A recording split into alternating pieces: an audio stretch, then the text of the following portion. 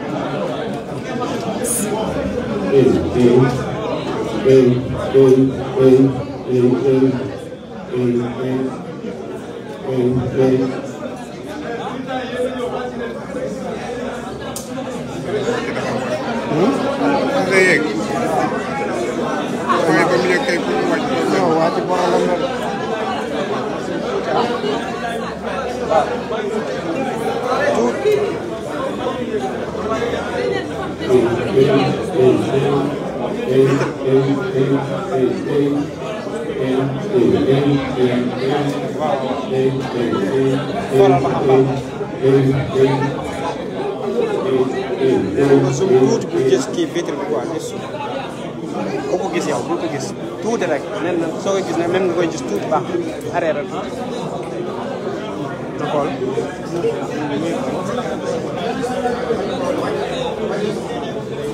boobu daa dem ne tuuti indi feeñ parce que bu ñëwee taxaw day des daa boobu ndóoroon bu sànni Assane mooy décorateur Assane mais nii sama baax na Assane mooy yore décoration lu ma jël mooy day war rek la moo xam nga yéen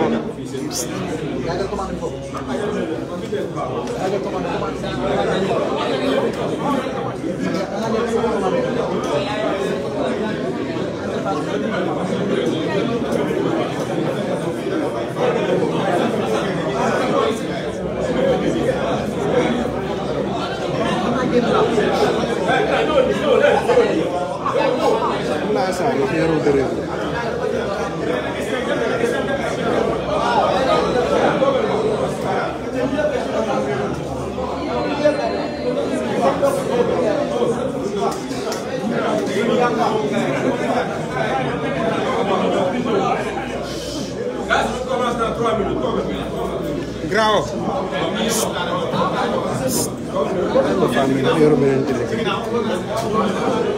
Ablaye le lance wul rek tam.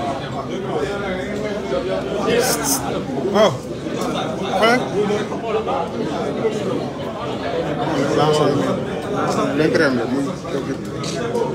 waaw. Oh. Drapeau bi rouge bi génn quoi rouge bi. Dem kay tuuti man sama caméra am na sa accès na.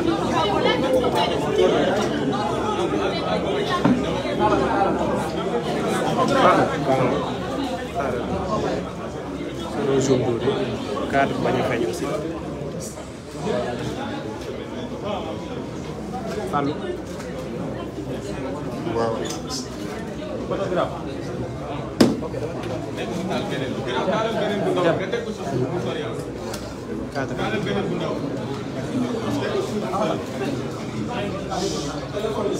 Photographe aussi.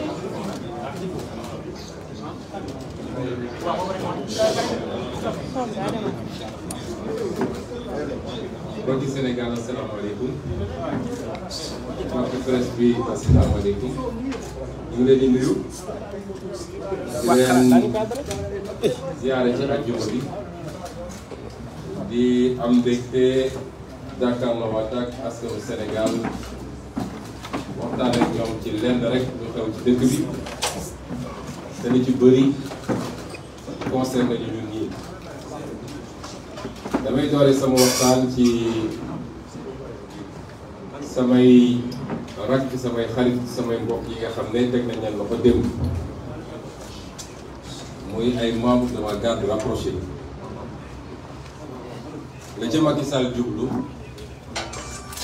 dafa tënku ci benn plan boo xam ne lu ñu lal la ci biir police ak gendarmerie Antoine Diome coordonné ko ñu ne faaw rek ñu fexe ba ñi wër Ousmane Sonko ñu fexe ba tasaare leen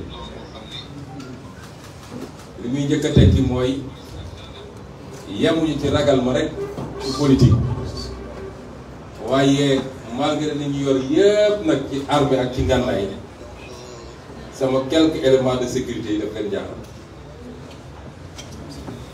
ñaareel bi ñu ci jublu mooy jàpp ni suñu defee loolu dina taxawal suñu doxalin ñun rawatina ci lii ñu door muy nemmeeku tuur mooy dem dajeeg askanu Sénégal waxtaan ak ñoom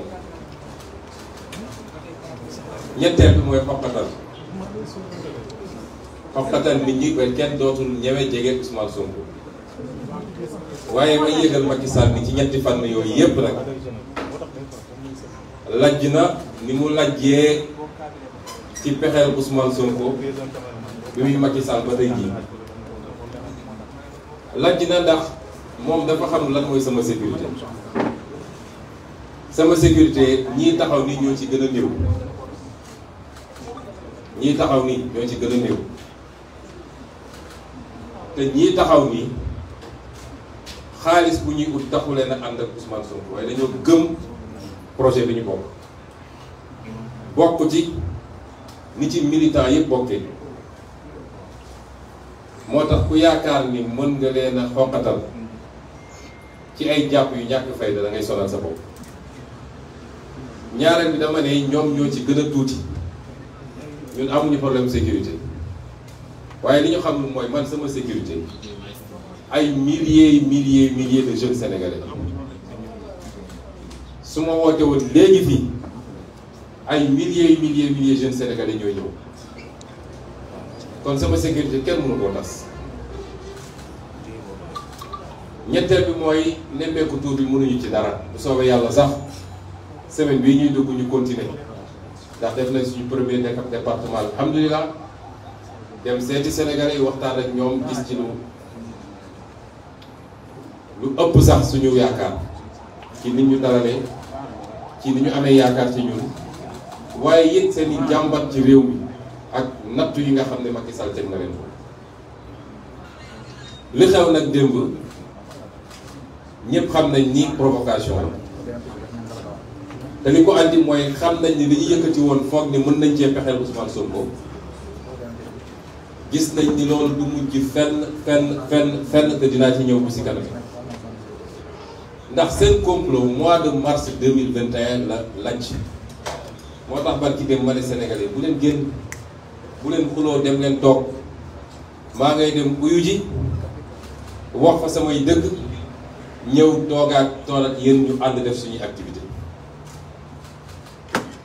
kon bi ñu xamee ni loolu du mujj fenn seen pexe yépp mooy lu ñuy def ba dossier bi jur yeneen dossier façon provocation bu ne dañ ko def ci jamono yi pour am lu ñu génne waat lu bokkul ak loolu bu leen fàtte nii mois de mars 2021 bañ may jàpp yu bëri lañu génne woon lañ ma bindaloon ci dossier bi mooy trouble à l'ordre public et appel à un regroupement non autorisé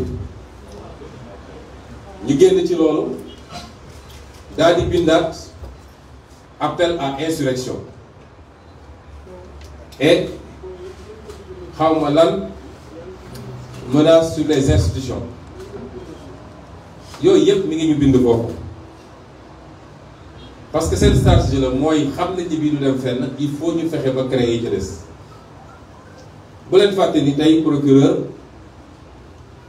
ci beneen complot dem na fexe ab dossier dem ut ab rebellam boo xam ne kenn xamul fu mu ko jëlee ne nag ak ku mu munti doon ku nekk ci gannaaw rebelle bi dinaa dal ci kawam jàpp nañ suñuy gore tëj leen mais ay terroristes lañ tuddee leen force spéciale ay force spéciale su fi amoon gis nga Pastef su décidé woon njëkk ci force spéciale Macky Sall jël na avion bu yàgg dem ñu tuddee leen force spéciale te dossiers yooyu yëpp mooy tudd nag dinañu fexe ba am ñu tiiñal waaye yokk ci benn x boo xam ne ñëpp xam nañ ni x boobu Ousmane Sonko lañ ciy wër kon ñi ngi ci pexe yoo xam ne dañuy lal yu bëri ne foo jaar nag dina am benn bu jàll ma dalal xelu Macky Sall benn du jàll benn ci ay pexem du jàll xale yi ñu jàpp nag ku jógee këram ànd ak sécurité ak réew mi ni mu mel ak dëkk bi ni mu meloon démb dem uyu ji tribunal yéeg ak ñoom ba buntu juge ànd ak avocat am dugg ci bureau juge génn ñu ne ko sa sécurité kidnappé lañ leen yóbbu leen Mbuur loolu ay méthode du pays stalinien yooyu la du méthode sax réew bu am démocratie te procureur Mbuur waxul dëgg yàgg naa wax ni principal problème mu Sénégal mooy justice bis bu Sénégal di tàkk justice moo koy taal te principal bras politique Macky Sall tey mooy justice Macky Sall amul dara mënul dara. tële na ci ay adversaire am man de mënuluma dara ci kàttanu yàlla waaye toujours benn pexe la am te da koy jaarale ci justice te dinaa ci ñëwaat bu ci kaname waaye ñi mu jàpp defuñu dara ñooñu man mii lañu àndaloon parce que société ñu ñu ciblé mooy ñi gën a jege Ousmane Sonko ñi nga xam ne doo gis Ousmane Sonko mukk te gisoo leen ñaar ñi ci gannaaw ñaar ñi ci kanam ñooñu bi incident di am man lañu àndaloon parce que ñooñu du ñu bàyyi seen leader dem di dàqanteeg ay nit ak lu mun ci am ñun ci suñuy liggéey ñooñu toujours ñoo may wër man waaye jàpp ay nit kidnappé leen yóbbu leen dugal leen ci benn néeg daa di woo des plaignants ne leen identifier leen ñii la ñu ne waaw ñii la mu jóg taxaw moom procureur nekk juge parce que dafa ne formellement identifié comme étant coupable procureur day poursuivre rek du moom mooy juger waaye loolu mooy justice Sénégal aujourd'hui toll nañ foo xam ne suñu mbokku magistrat yi nañu moyetu suñu waxee ñu génn di def ay déclaration di yooxu waaye moomu ñu dëkk bi de làqatu ci gannaaw justice damay def sama liggéey mu leer ni yoon di la wax nga wàcc ko fi dem def leneen bis bu réew mi tàkkee doo ci mucc de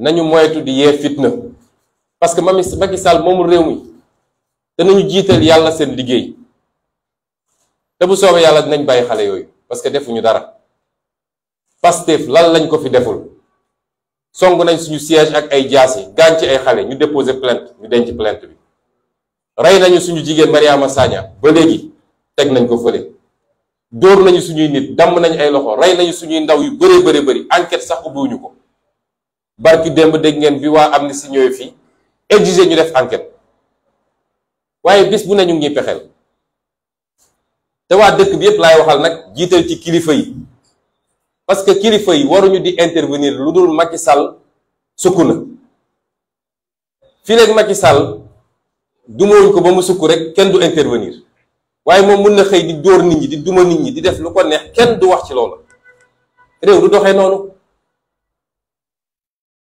nañu jiital dëgg ñun ñëpp lu ko mooy rek fi ñu jëm du baax.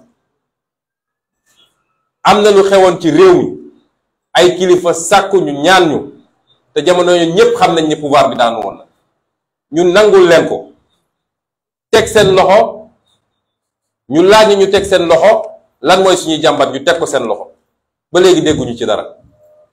ci diggante gi waa ji dem na waajal boppam jënd ay ngànnaay waajal boobu ba léegi mu ngi dal ci kaw nit ñi waa ñun xanaa dañuy tënk suñu loxo bàyyi ki ñu jàkkaar loolu nag moom ay loxom libre muy dóor. nañu seetaat réew mi ndax nag lu ëpp tuuru de ba tax nag ñu wax ni bu soobee yàlla daal leen bàyyi te wàññiwuñu dara ci suñu kaaraange ñun ndax ku gis li ma wër xam ni manqué wu ma sécurité dañuy perdre seen temps rek. nee nañu seen opération boobu ñu ngi ko tuddee béy bu sonnee matt loolu mooy code bi biir police mooy nañ leen di provoquer di leen provoquer saa yi ñu demee ba sës rek dinañu agir saa yi ñu agir rek ñu jàpp leen. moo tax ñu dem ba ciki jël koo xam ne président say liggéey Macky Sall la àndal mu jël ay ndawam ñun ñëw nañ ci dëkk waa dëkk bi yëpp génn teeruñu comme niñ ko defee boobu moo newoon suñu dernière étape wala suñu avant dernière étape. def nañu des dizaines de villages ci département de Mbour fu ñu dem askan bi yëpp génn teeruñu ñu waxtaan ak ñoom ci dal ci réew mi génn dem suñu yoon dem ba foofu ñu préparer seen coup. yow ay nit bu ñuy dajee di waxtaan sa yoon newu ci kay doxal sa soxla loo fay dem uti di saaga nit ñi ak di sànni xeer lan nga fay uti. nit ñi dañuy def légitime défense boo leen attaqué te li ci ëpp ñoom ak ndawu dëkk ba la parce que dañ fa am militant te ñoo leen fa ëpp militant ndax ci ki ñun ñoo ko gagné ci élection législative yi di commune de Diass ñun ñoo ko gagné ci élection législative kon foo gagné ëpp ñu la fa ay nit ba di la fa song. loolu moo doon benn bi nga xam ne moom laa bëggoon ubbee. ñaareel bi mooy li xewoon démb wala beneen bi xewoon démb te jur lii. démb doyen des juges Maham Diallo woolu dama ma dem uyu ji ndax ma fàttali ko man musuma bañ a uyu ji ndax ku ragal mooy bañ a uyu ji waaye réew sax boo xam ne république la amul kenn koo xam ne mën nañ nga woo nga ne du ma uyu ji. ba ma njëkkee ne du ma wuyu ji dañoo respecté wul woon sama droit ma ne du ma wuyu si waaye bañ ko respecté donte wëlbati nañu mbir yi damaa jóg tranquillement sama kër le 3 mars ne maa ngi wuyu ji ñu saboté mbir ma parce que xamoon nañ ni su ma demee gàcce lañ ciy jële ñu saboté mbir mi. waa Sénégal lay waxal démb xëy naa dem yoon bi ma bëggoon jaar le 3 mars ñu bañal ma ko yoon boobu laa jaar démb amul lu ci changé. le 3 mars dama génn sama kër génn cité kër góor gi jaar Mermoz ne damay génn Corniche dem tribunal ndax mooy yoon bu gën a gaaw pour kuy dem tribunal à partir de sama kër. ñu ne duma jaare noonu faw rek man ma jaar yoon bi ñu bëgg looloo andi woon coowu 3 mars ak li ci tegu. kon ñëpp xam nañ ko tooñ ndax suñu ma bàyyiwoon le 3 mars heure bi dossier bi pare nañ ko bu yàgg. dem bi ma xëyee sama kër même yoon bi laa jaar amul benn différence kon lu tere woon ñu bàyyi ma jaar yoon boobu le 3 mars lan moo ko tere woon.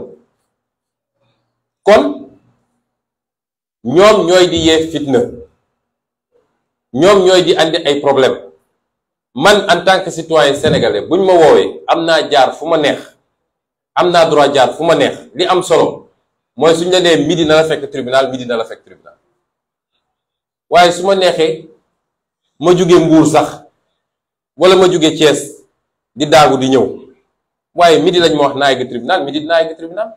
su ma nee damay jaar buntu université nañ ma bàyyi ma jaar buntu université su ma nee damay jaar centenaire nañ ma bàyyi ma jaar foofu parce que démocratie la ñu nekk te kenn notifié wu ma itinéraire ne ma fii nga war a jaare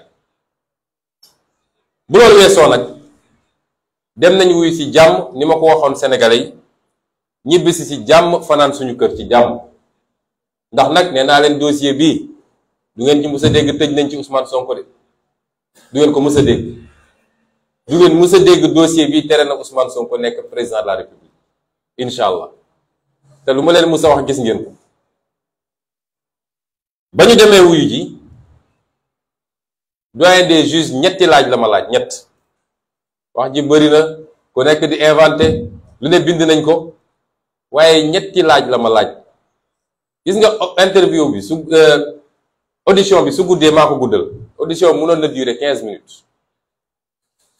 audition bi mënoon na durer fukki minutes ak juróom ndax doyen des juges ñetti question la ma laaj mu pare substitut procureur ne dafa am ay laajam ma ne ko duma tontu say laaj ndax parquet boo xam ne ci complot la dëkk duma ko tontu te dinaa la wax fan ngeen complot yi naa la ci jox ay preuve mu lem ay bagaasam toog ca la ca pare kon interview bi mënoon na yem foofu audience bi mënoon na yem foofu man maa ko yokk maa ko guddal parce que it li ma waroon wax il fallait ñu bind ko ci dossier bi lan laa wax doyen des juges te dinaa tëjee nag ay laajam li ma ko wax mooy dossier bii lañ ma ciy jiin dara amu ci ay kat ci neen la te yow doyen des juges yow bi ma inculpé boo amee ay preuve teg ko ci table bi parce que xam nga ak droit boo mën a jël muy droit canonique li ñuy wax droit wu diine chrétienne comme diine jullit muy sax suñu aada ñun muy droit bi ñu yor ki tuumal mooy andi preuve waaye di ku ñu tiimal mooy andi preuve su ma duggoon ci bureau mu andi ay preuve teg ne ma lii de wane ne dangaa def liñ la tuumal kon wax ji jeex na bu yàgg waaye amul benn preuve boo xam ne doyen des juges génne na ko wala procureur ne liñ la tuumal lii la amut du benn preuve du lu ñuy xool du lu ñuy dégg du lu ñu bind zéro preuve un dossier vide bu amee preuve na ko génne amul benn preuve lu dul déclaration plaignante bi génnewul preuve naa ci dellu si nag benn preuve génnewu ko waaw ma ne ko nag bu ngeen amee ay preuve ana preuve yi parce que loolu day tax mbir mi gaaw dañu naan wàcc daanoo ci gën a gaaw man de su ma jiiñee nit dara bu ñu nee këtt ne jonn ma génne samay preuve teg ma ne ko nag comme amuleen benn preuve dossier bi 8 mars 2021 biñ may inculpé la ma bindoon ci dossier bi mooy li ñu wax yépp weddi naa ko xaw ma sax lu niroog loolu li ñu wax yépp weddi naa ko xaw ma lu niroog loolu waaye yow ma ci loolu de ma ne ko en plus de ça nag dossier bi ab complot la te complot bi ñi ci nekk diw ak diw ak diw ak diw la kon dossier bi ñaari branche yooyu la dama bëgg Sénégal yi déglu ma bu baax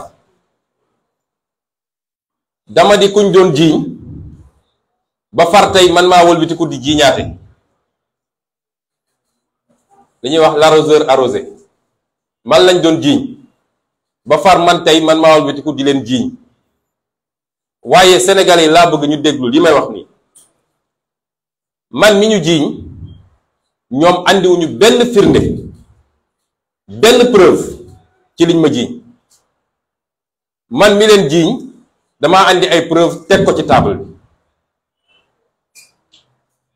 lan laa leen jiiñ dama leen jiiñ ne complot la boo xam ne ñoom ñoo ko organisé su ma nee ñoom nag dinaa lim ay nit fii yoo xam ne ñoom ñëpp seen loxo dafa takk répp ci complot bi nee naa leen complot bi Serigne Bassirou Gueye ancien procureur de la République mi ngi ci daanaka moo ci ëpp sax ay agissement ki ko jàppale dëgg ci li mu doon def mooy commandant Abdou Mbeng tey defe naa colonel la waaye jamono jooju commandant la woon.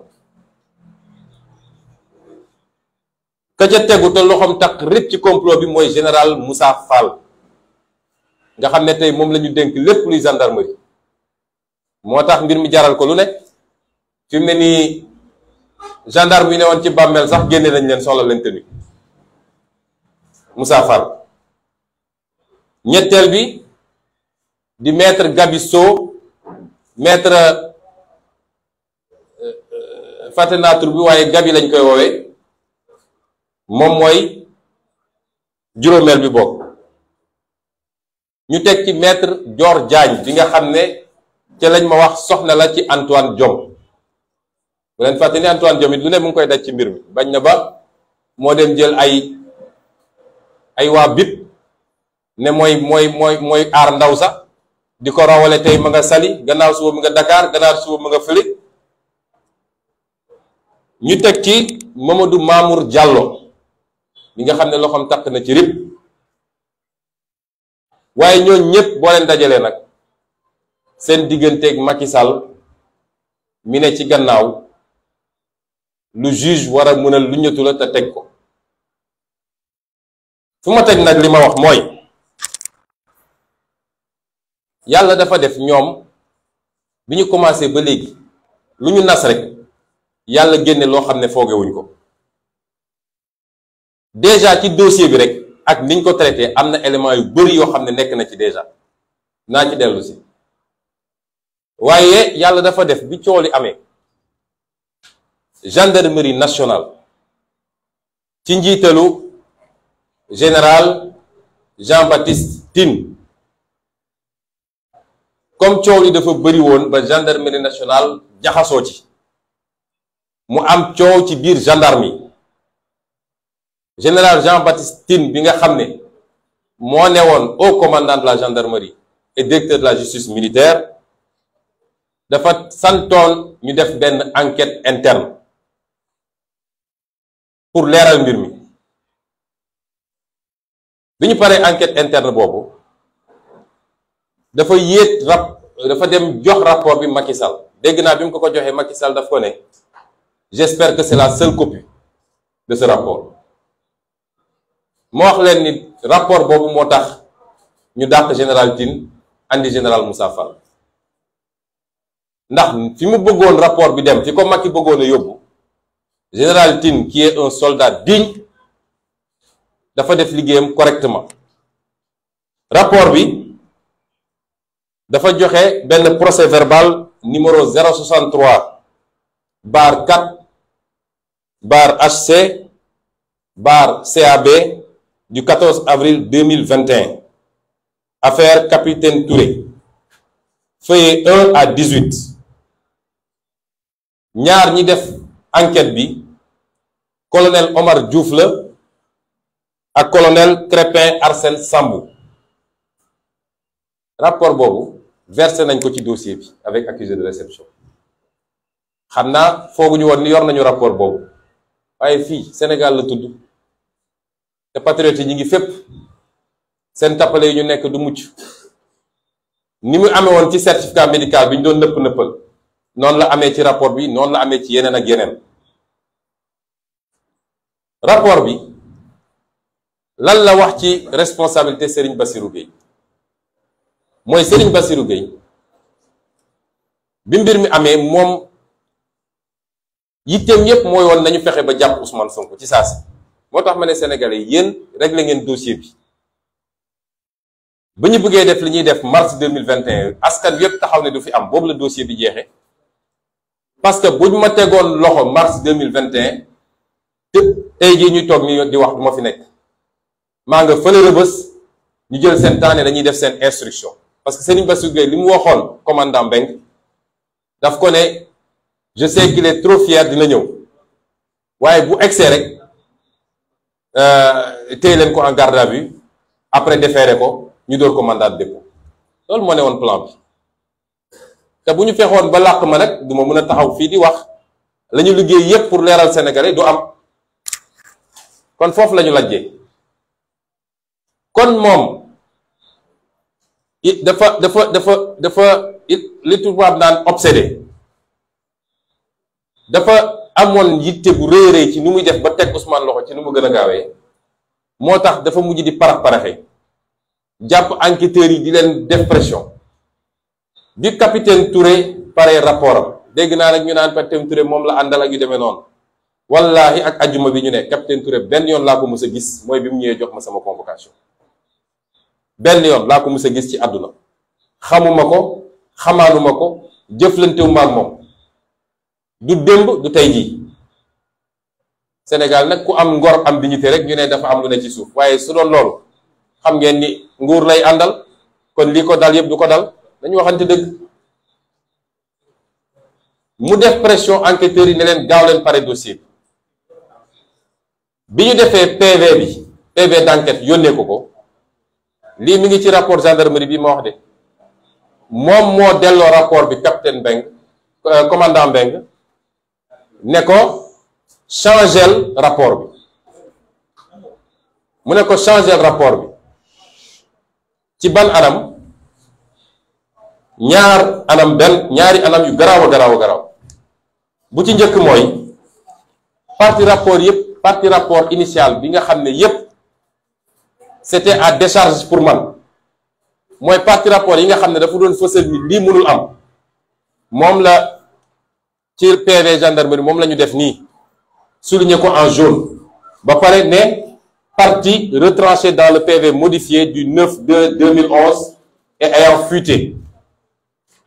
mooy partie PV bi nekk ci dossier bi nga xam ne Bassirou Gueye moom la dugal ci dossier bi. fi nga xam ne enquêteurs yi commandant capitaine Touré ak capitaine Diouk fi ñu bind ne am na loo xam ne mënul ànd ak dossier siif, ndax ku ñuy siif yow yaay organiser siif bi programmer ko, xool état bi ka nga nekkaloon ci biir nga ne ko génnal, yow yaa ko ne génnal, kenn newul di génnal. loolu tey na xel mënul nangu nit mun nañ ko siif ci anam gi. ñaareel bi ku ne man dañ maa yónnee SMS boo xam ne mun na compromettre waa ji, ñu ne la ana SMS bi nga ne leen effacé naa ko. preuve boo xam ne mun na dugal nit ñu yónnee la ko nga ne effacé naa ko. ñetteel bi ñi mu àndaloon ñu d'accord ni ñoom ay fani fan ñi ngi taxaw ci buntu institut bi di gete di xaar Ousmane Sonko ñëw ak ñi ko fa jël si. loolu yépp ñu Serigne Bassirou Gueye ne génne leen ko ci PV bi parce que baaxul, day disculper, day wone ni lii mënul am. procureur de la République buy def loolu faute très très grave la, parce que procureur de la République amul droit intervenir ci PV bi. moom mooy le maître des poursuites, c'est vrai, mais enquête bi gendarme yi ñu ko dénk ñoo am autonomie, parce que ñoom rek ñoo posé question, ñoo dem jëli les faits, ñoom rek ñoo war a mën a def seen PV. kenn du modifier PV, même procureur araam na ci moom mu modifier PV. waaye sëñ Bassirou Gueye yemul ci loolu de. PV bi nga xam ne moom la enquêteurs yi def, PV boobu moo nekk nii 4 pages ak quelques annexes, parmi lesquels certificat médical bi nga xam ne dàq na lépp ak audition yi. loolu la woon. Serigne Bassirou Gueye ne il faut ma charger dossier bi. lan la def? dafa dem dugg ci ay site internet, dem jël ay photo yu bon. gis ngeen photo yi ngeen di gis nii. dem jël ay jigéen yu simmeeku, Serigne Bassirou Gueye dem jël ay jigéen yu simmeeku daal koy dugal ci PV bi ne institut ba moom moo doon def annonce yooyu. loolu faux la, mais c'est extraordinaire. PV gendarmerie bi wone na ni lii musul bokk ci rapport bi.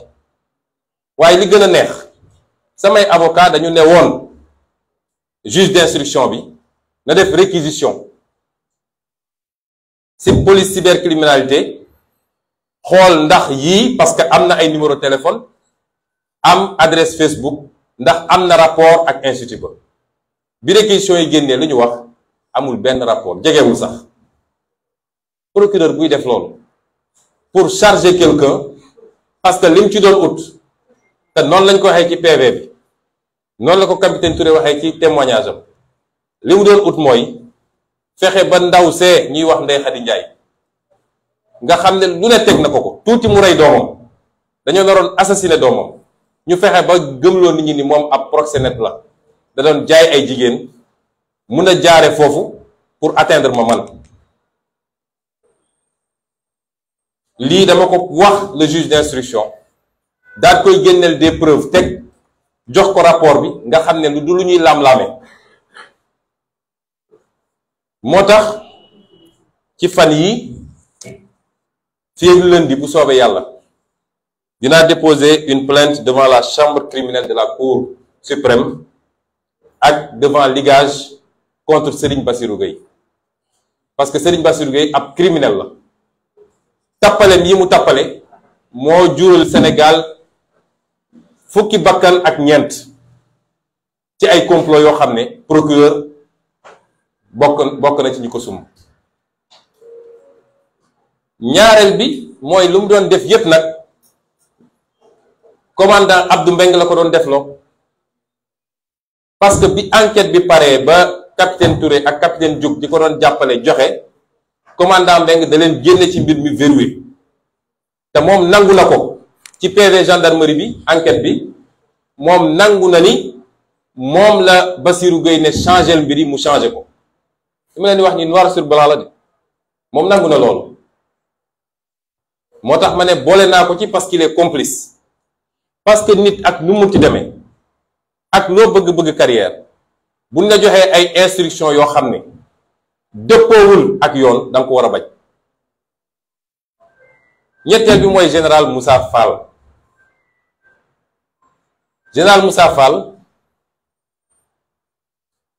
ay fani fan balaa bés bi ñu ne moom la mbir yi am ba ñuy accusé 15 jours avant général Moussa Fall dafa yebal ay nit dafa yebal benn MDL chef te loolu mi ngi ci rapport bi te ñaari gendarme confirmé nañ ko yebal MDL chef woo directement commandant Abdou Mbengue ñu tëb toute la hiérarchie de la brigade de recherche daal di woo benn MDL chef ne ko demal bërëb sàngam boo demee na nga surveiller bërëb bi parce que dañu wax ni diw dafa tëj benn xale boo xam ne mineur la di ko torturer moom commandant Moussa Fall kon moom bokk na ci ñi nga xam ne du jiitu loolu ak gradam bi mu nekk ak position bi mu nekk teg na benn complot pour ne dafay fexe nu muy ootelee Ousmane Sonko pour jàpp ko te lii nekk na ci rapport bi waaye man mii di wax ak yéen MDL chef boobu ñëw na ba ci man ne ma man mii la ñu yebaloon foofu bi ma demee fexe naa ba dugg ci bërëb ba bi ma ko xoolee ba pare dama génn ne leen li ngeen wax mënul am fii non seulement gisuma ko faaye mënu fa am parce que bërëb boo xam ne famille dëkk na fa ay nit nekk nañ fa loolu mënu fa am lii bañ may téye section de recherche ma def fa juróom benni fan MDL chef boobu fekk na ma foofu wax ko kon général Moussa Fall li mu def déshonneur la pour armée yàgg nañ koo tuumal nag ay complot yàgg nañu wax ni loolu mooy métier am colonel Abdou Aziz Ndaw bind na ci lu bëri ci livre am waaye lii lu ko firnde la moom général Moussa Fall Mamadou Mamour Diallo moom Sénégal yépp xam nañ ni takk na ci ndax mbañeel gi ma bañ ci ni ma ko yoolee ci ni ñu fexee ba escroquer xaalisu Sénégal ci dossier bi ngeen di dégg muy 94 milliards yi te démb wax naa ko juge bi nee naa ko yéen justice matu leen justice opposants yi ngeen fi nekkee di tëb di dal lu leen Macky Sall ne def leen ngeen def lu mu leen ne teg leen suuf ngeen teg ndax dossier 94 milliards yi fii laa ko andi doyen des juges ne classement sans suite parce que donte li ñu wax am na Ousmane Sonko du moom moo ko war a dénoncer est-ce que dégg ngeen wax jooju? ku fekk ñuy sàcc nga yooxu ne ëpp sàccee ñu ne la bàyyi sàcc bi mu dem parce que yow yaa ko wax boroom kër gi rek moo waroon yooxu ci loo xam ne suñu alal la ñun ñëpp sénégalais yi. may député un député représenté sénégalais yëpp warul mën a wax ci turu sénégalais yi. procureur ma def recours ci moom mu jël mbir mi teg ci tànkam waaye yàlla woo yàlla comme dama saisiroon OFNAC génne benn rapport bi dina publier dañ ko génne ñëpp gis ko. xam nga rapport bi lu mu wax nee na li Ousmane Sonko yépp wax dëgg la escroquerie bu extraordinaire la ba pare laaj procureur ne ko ubbil ay poursuite contre Mamour Diallo ak ñi mu àndal. procureur bu bees bi mi ngi teg tànkam ci rapport boobu Macky Sall daal di génne décret nommé Mamour Diallo ànd ak moom xam ma fan ñuy signe mel ni ñu jaaxle. Sénégal li moo fi am balaa ngay ànd ak Macky Sall rek nekkal sàcckat wala ngay reykatu nit mu kontaan nag daal lay nommé. c'est extraordinaire li fii rek la mun a am waaye ci PV audition yi nga xam ne Ndeye Khady def na ko moom ci boppam nee na biñ koy njëkk a jàpp yóbbu ko section de recherche Mamour Diallo da ko woo ne ko proposé naa la 40 millions nga changé sa version mu ne ko def moo ko mu proposé leen ba benn instant mu ne ko kon jox naa la 200 millions nga changé sa version pour enfoncer Ousmane Sonko. ndaw si diiñe ngoog bëgg nañu rey sa doom proposé nañ la xaalis menacé nañ la toj nañ sa boppu jëkkër nga am sa dignité ne lii duma ci dugg parce que du dul dëgg duma ci ànd kenn. waaye yéen ñépp nag dégg ngeen enregistrement boo xam ne Mamour Diallo ak plaignante bi Adji Sarr ñoo toog di wax mu naan ko liñ la digoon yépp dinañ ko def bu procès bi rombee dinañ la jox sa visa ak sa passeport ak liñ la waxoon yépp nga génn réew. xam nga loolu du lu ñuy werante man li ma wax yépp dama ay évidence la ay preuve te kenn tegalaguma benn preuve ci ñoom li ñuy wax moo tax ma ne dossier bi jeex na bu yàgg wax jee bëri rek. maître Gabisso bi nga xam ne nag goro la ci Mamour Diallo gorom la maître Gabisso boobu bi mbir mi amee dafa ne moom yéegul tinul ñu dem ba ci biir mu ne 15 jours avant les faits recevoir naa xale bu jigéen bi jox ko ay conseil ñu doxati gynécologue bi mu demee doyen des juges intéressé ko ci PV bi dafa ne maître Gabisso moo ko woo la veille le premier ne ko est-ce que suba di nga nekk Dakar mu ne ko waaw mu ne ko déglu ma le lendemain mu xëy ba guddi waa ji woo ko ne ko dafa am xale bu jigéen bu am problème sàngam damaa bëgg nga dem jëli ko mu ne man bëgguma woon sax waaye dañ ko ne xale bi fi mu ne nii mi ngi diggante dee ak dund soo demul du baax comme médecin la bu ne su ma demul mun nañ ma ne assistance à personne en danger non assistance à personne en danger mais ne bi ma demee ba foofu biñ ma andi leen ndaw si dama leen ne kii la kii ngeen naan mi ngi diggante dund ak dee kon moom ci ñu ràbb affaire bi la ci diggante mag Mamour Diallo ak lu ñu séq te loolu mi ngi ci dossier bi juge bi gis na ko. maître Dior Diagne bi nga xam ne mooy soxnay Antoine Diome yéen ñëpp gis ngeen li mu njëkk a rëccal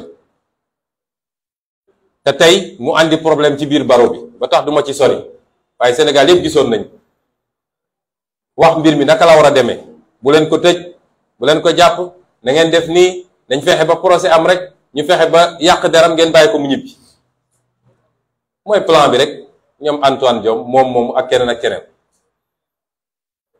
waaye moom it seede am na ni bés ba moom moo àndoon ak ndaw si ne da koy yóbbu section de recherche ba fekk fa Ndeye Khady menacé ko ne ko da ngay dof boo deful li dinañ la rey kon moom it ci complot bi la bokk. kon yii yëpp dañ koo andi ak ay firnde jox ko doyen des juges ne ko bindal jox ko papier yi koy wone ak preuve yi teg li gën a neex gis nga nee naa leen audience bi man maa ko guddal ndax mënoon na durer 15 minutes waaw may laaj sénégalais yi nag dossier bi ni mel yow jiiñ nañ la nga jiiñaate li nga jiiñaate yépp nga am ay preuve yoo teg te wax naa ko doyen des juges nee naa ko yow fi mu ne nii say enquête xam nga fan nga ko war a orienté mooy ñi def complot bi te ci li ëpp ci li muy def actuellement loolu la parce que amul beneen pexe ñu ne ko ñi def complot bi fàttale naa ko li ñuy tuddee scandale Watergate États-Unis defe naa ñëpp dégg nañ ko lan moo doon Watergate mooy ñi yoroon nguur gi dañu nasoon benn complot contre opposition complot bi mujj éclaté waaye complot boobu moo mujj yóbbu ba président Nixon mujj démissionné ma ne ko foofu nga war a yóbbu sa enquête ndax amoo dara ci viol amoo dara ci agression amoo dara ci menace de mort benn firnde bu ñu mën a tegal ci table bi amul léegi nag ku lay jiiñ mënul andi preuve est-ce que yow yaa koy jox preuve ku la jiiñ mënul andi benn preuve benn question la ma juge bi laaj mooy est-ce que di nga nangu joxe sa deret pour ñu def test ADN ñi kilifa yu toll nii yépp daje def seen complot ba ficelé ko complot bi éclaté yàqu amuñu lenn lu ñu mën a teg ci table bi ñu ne man ma jox leen sama deret man Ousmane Sonko ñu yóbbu ko xaw ma fan daal di génn ne ah conclusion yi mooy lii may leen xanaa ngeen dem jëli deretu Bob Marley de sama deret man mii ilaa yow mi din du ngeen ci jot sama tuflit sax du ngeen ci jot waxuma laa sama deret parce que ñàkk mu ful la ba foofu su dee dossier bi yépp loolu moo ci des jox ñu sa deret ñu dem daje ak xawma kan yóbbu ko ay France ak fu kenn xamul ñëw ne ah lii daje na wala lii dajewu kon de xam ngeen ni seen dossier jeex na ndax su dossier bi desee lu dul jox ma sa deret jox ma la sa deret na tëj dossier bi te ubbi dossier complot bi du am lu toll nit toq ci sama deret ndax benn su dossier bi sax doon dossier bu évident amul lenn lu ma tënk ci loi Sénégal pour ma joxe sama deret loi dafa nekk nit parce que loolu du preuve bu mat moo tax loi imposé wu ko nit dafa ne nit ki su ko neexee mu joxe deretam su ko neexee du joxe dossier boo xam ne damaa ëmb 2 ans plus tard wasin amul damaa li fen suñ ko génne woon dëkk bi fen dootul des ci dëkk bi nga naan nit ki jox ma sa deret ma ne doyen des juges sa juróom fukki xel bu mu xalaat ma jox la sa deret ma jox la sama deret comploteurs yi su dee nee nañ dañoo def prélèvement fan la prélèvement bi dem Abdou Mbeng moo ko yor ak Bassirou Gueye ñoom ñu doon complot yor seen prélèvement mën ko substituer lu leen neex mun def lu leen neex ñu ne ma jox ma ba ñu defee dañu yóbbu benn clinique kooku ne leen mënuma def analyse yi parce que jamono ji amuñu produit loolu yépp mi ngi ci dossier bi ñu wëlbatikuwaat dem wëri beneen docteur bu jigéen kooku ne leen ah dinaa ko mën a def de waaye il faut ma yónnee ko fu ñu koy defee te ensuite suñu amul luñ koy comparer mënuñu dem fenn man ñàkk naa fulla ba jël sama deret naan maa ngi koy jox Serigne Bassirou Gueye ak Abdou Mbeng ak doyen des juges ak xawma kan may leen loolu du am dossier bi foofu la jeexee jox ma sa deret du ma la jox sa deret sama deret dossier ba jeex na kon ñaareelu laaj bi ma laaj mooy ndax seq nga ak ndaw si dara ma ne kon je ne te permets pas nga poser ma cette question que ce soit la dernière fois du ma ko nangu ndax sama dignité ak sama intimité ci dossier complot bu mel nii mayuma kenn mu ciy wax man dans 16 mois ñaan naa yàlla nekk président de la République du Sénégal boo amee sa preuve génneel boo amul toppal na li ñetteel bi mooy ndax reconnaître nga dem nga fa ak yan date nga fa dem ma ne ko sëñ bi man du ma toog ci mbedd mi fu ma dugg daal di bind date bi dugg naa fi daan naa fa dem moom wax naa ko ñëpp dégg ko waaye ban date la ak ban date ak ban heure jàppuma ko ñetti questions yi de la ma doyen des juges posé amul beneen ñetti question la ma posé amul beneen la ca des yépp mooy li ma wax man te mu feeñ te muy ay preuve yu leer yu mu paree ñetti question yi la pare ci affaire bi moom. bi procureur jëlee kàddu ne day laaj may laaj Sénégalais yi parquet bu bokk ci complot bi est-ce que man war naa toog di tontu ay question lu ne fàng parce que administration continuité la c'est le même parquet ñoom tey ñooy def poursuite sur la base de ce que Bassirou Gueye a laissé ici moo tax dossier bi juge bu jaaree yoon bu matee juge bés bi mu ma déglu lendemain la wala clôturer dossier bi def classement sans suite parce que amul dossier et il le sait la ca des yëpp wax yaakaar ni mën nga yàq deru nit tey laa gën a siiw ci Sénégalais yi tey laa gën a dëgër tey laa gën a am ndax bi ñu commencé wax ba léegi ah su ma génnoon fi ngeen gis de te ñaari élection jaar na fi te gis ngeen samay campagne kon ñi ngi sant yàlla kon échec total la dégg naa nag ñu wax ci lu bëri nee nañu dama doon menacer juge bi man menacé wu ma juge bi de juge bi dama ko wax li ma ko wax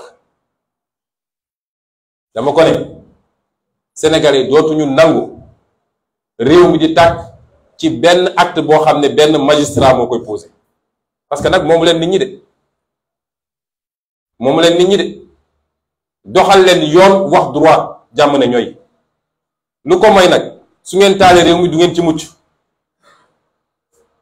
loolu nag maa ko wax te am naa sañ-sañ bi parce que nag dafa doy ñaari bakkan yi fi mujj rot su juge cour suprême defoon liggéeyam xam ni arrêté bi préfet bi jël arrêté bu illégal la mënul tere nit ñi manifester ci base boo xam ne amul kon bakkan du rot na magistrat yi delloo ci seen xel ci yàlla te bàyyi li ñu nekkee ñoom ñépp xam nañ ni da ngay gis dara am magistrat boo dajal ci ruq mu ne la li mu def du yoon de waaye xam nga rek avocat yépp xam nañ ni lii du yoon waaye ñun jàng nañu nag dofuñu man nu mu tuuti am naa DEA en droit am nañu ay avocat am nañu ay magistrat nañu bàyyi dunguru gu ñu nekkee ci Macky Sall te doxal yoon suñu bëggee jàmm am ci réew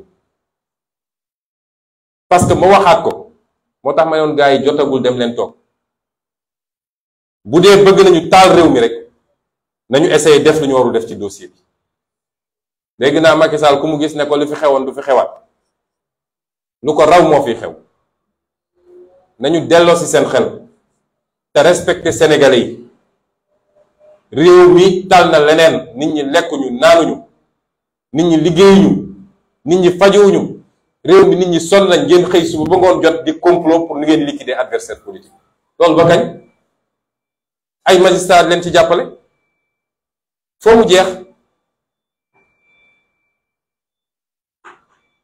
wax nañu tamit ni xawma lan ay mystique ak lu ne man de ku ma xam-xamee moom mystique ki wóolul boppam mooy mystique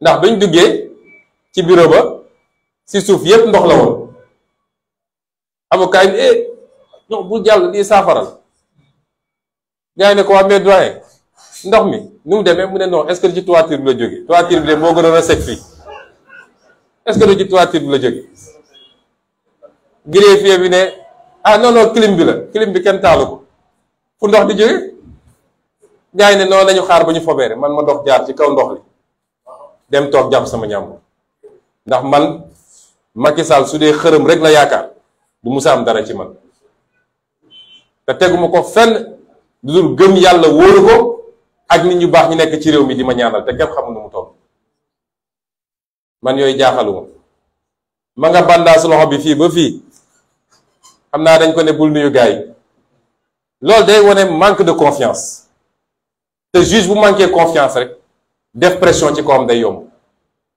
juge bu ragal def pression ci kawam day yàgg moo tax wax naa ko nee naa ko pression yi ñu lay teg yépp xam naa ko Antoine Diome mi ngay jàkkool chaque jour ñu lay wax yéeg nañ ko menaces yeeg proposition yeeg yi nañ yéeg nañ ko parce que ku mun a am documents yi ñu am xam nga ni réew mi jaaxaluñu ma ne ko mais na nga jël sa responsabilité parce que réew mi du jeex de fii la nekk loolu moom maa ko wax te je l'assure.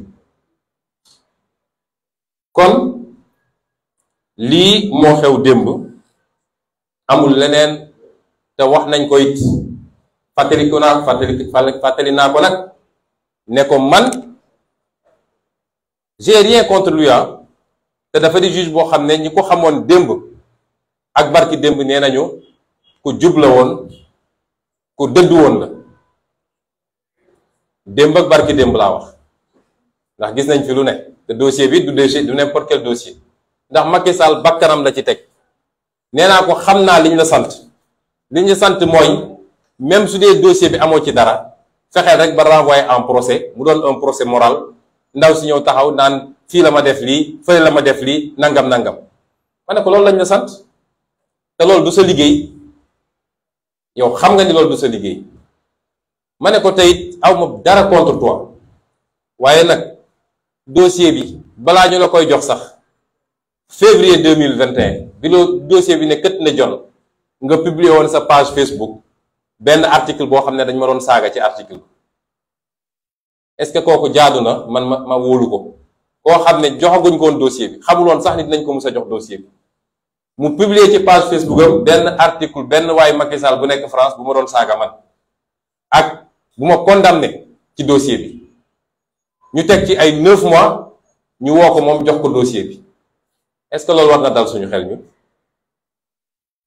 ci Sénégal la ñu ne ma ne ko sa digganteeg ñoom xam naa ko ndax xaritu Aïssata Tall Sall ba tuddee ko doom te Aïssata Tall Sall moom bi affaire bi amee moo fi génne woon force occulte moom Aïssata Tall Sall ñoom ñaar duñu réeroo xaritu Abdoulaye Daouda Diallo la bugguma dugg ci ay affaire u nett ku bandum sax waaye li xew yépp xam nañ ko ma ne ko mënuñu laa wóolu bis boo defee li nga war a def nag dinañ xam ndax mën nañ laa wóolu wala mënuñu laa wóolu lii moo xew démb ci bureau des doyens des juges amul leneen tegal nañ ko lii génne nañu lële ay feni neen ñetti question yi daal la ma waa ji laaj raxasu ci pare na ci affaire ba moo tax ñu ne ko dossier bi nag da nga koy continuer bokk na ci li nga war a def il faut nga déglu général Moussa Fall instruction day mat on instruit à charge et à décharge faaw nga déglu général Moussa Fall faaw nga déglu commandant Abdou Mbeng faaw nga déglu ki ñuy wax MC Niass ndax dafa taxaw publiquement ne moom am na ci ay firnde yu leer nañ te génne na benn audio bu ñëpp gis faaw nga woo ko déglu ko ndax booy instruire li tubaab naan lépp lu nga xam ne mun na contribuer à la manifestation de la vérité lépp li nga xam ne mun na génne ay firnde da nga ko war a xool ñu ne ko donc da nga ko war a déglu da nga war a déglu Mamadou Mamour Diallo nga xam ne mooy bàyyi mbir mi da nga war a déglu maître Gabi Sow ak maître Dior Diagne da nga war a déglu surtout également le capitaine Touré lii boo ko defoo instruction foo mu matal xam nga ñële jeexal nañ ki ñëw jiiñ amul benn témoignage à charge contre man benn juge bi interrogé na lu mat 10 témoins xanaa ña fa nekkandoog moom ay patron am ñi mu doon liggéeyandool ñépp témoignage à décharge ñépp dañ maa setal benn témoignage à charge amul ñun ñu am ay témoignage à charge contre eux yu bëri moo tax ma ne ko il faut nga déglu ñi ndax boo leen déglu defoo instruction jarul paraxee jarul tëb foo nga déglu leen kon mbokk yi lii la ñu bëggoon leeral ci Sénégalais yi parce que dossier bii du dossier judiciaire dossier politique la moo tax bi mu dooree ba léegi dañ ko traité politiquement suñu respect ci institution judiciaire mu nga yem ci suñu woowee ñu dem uyu leen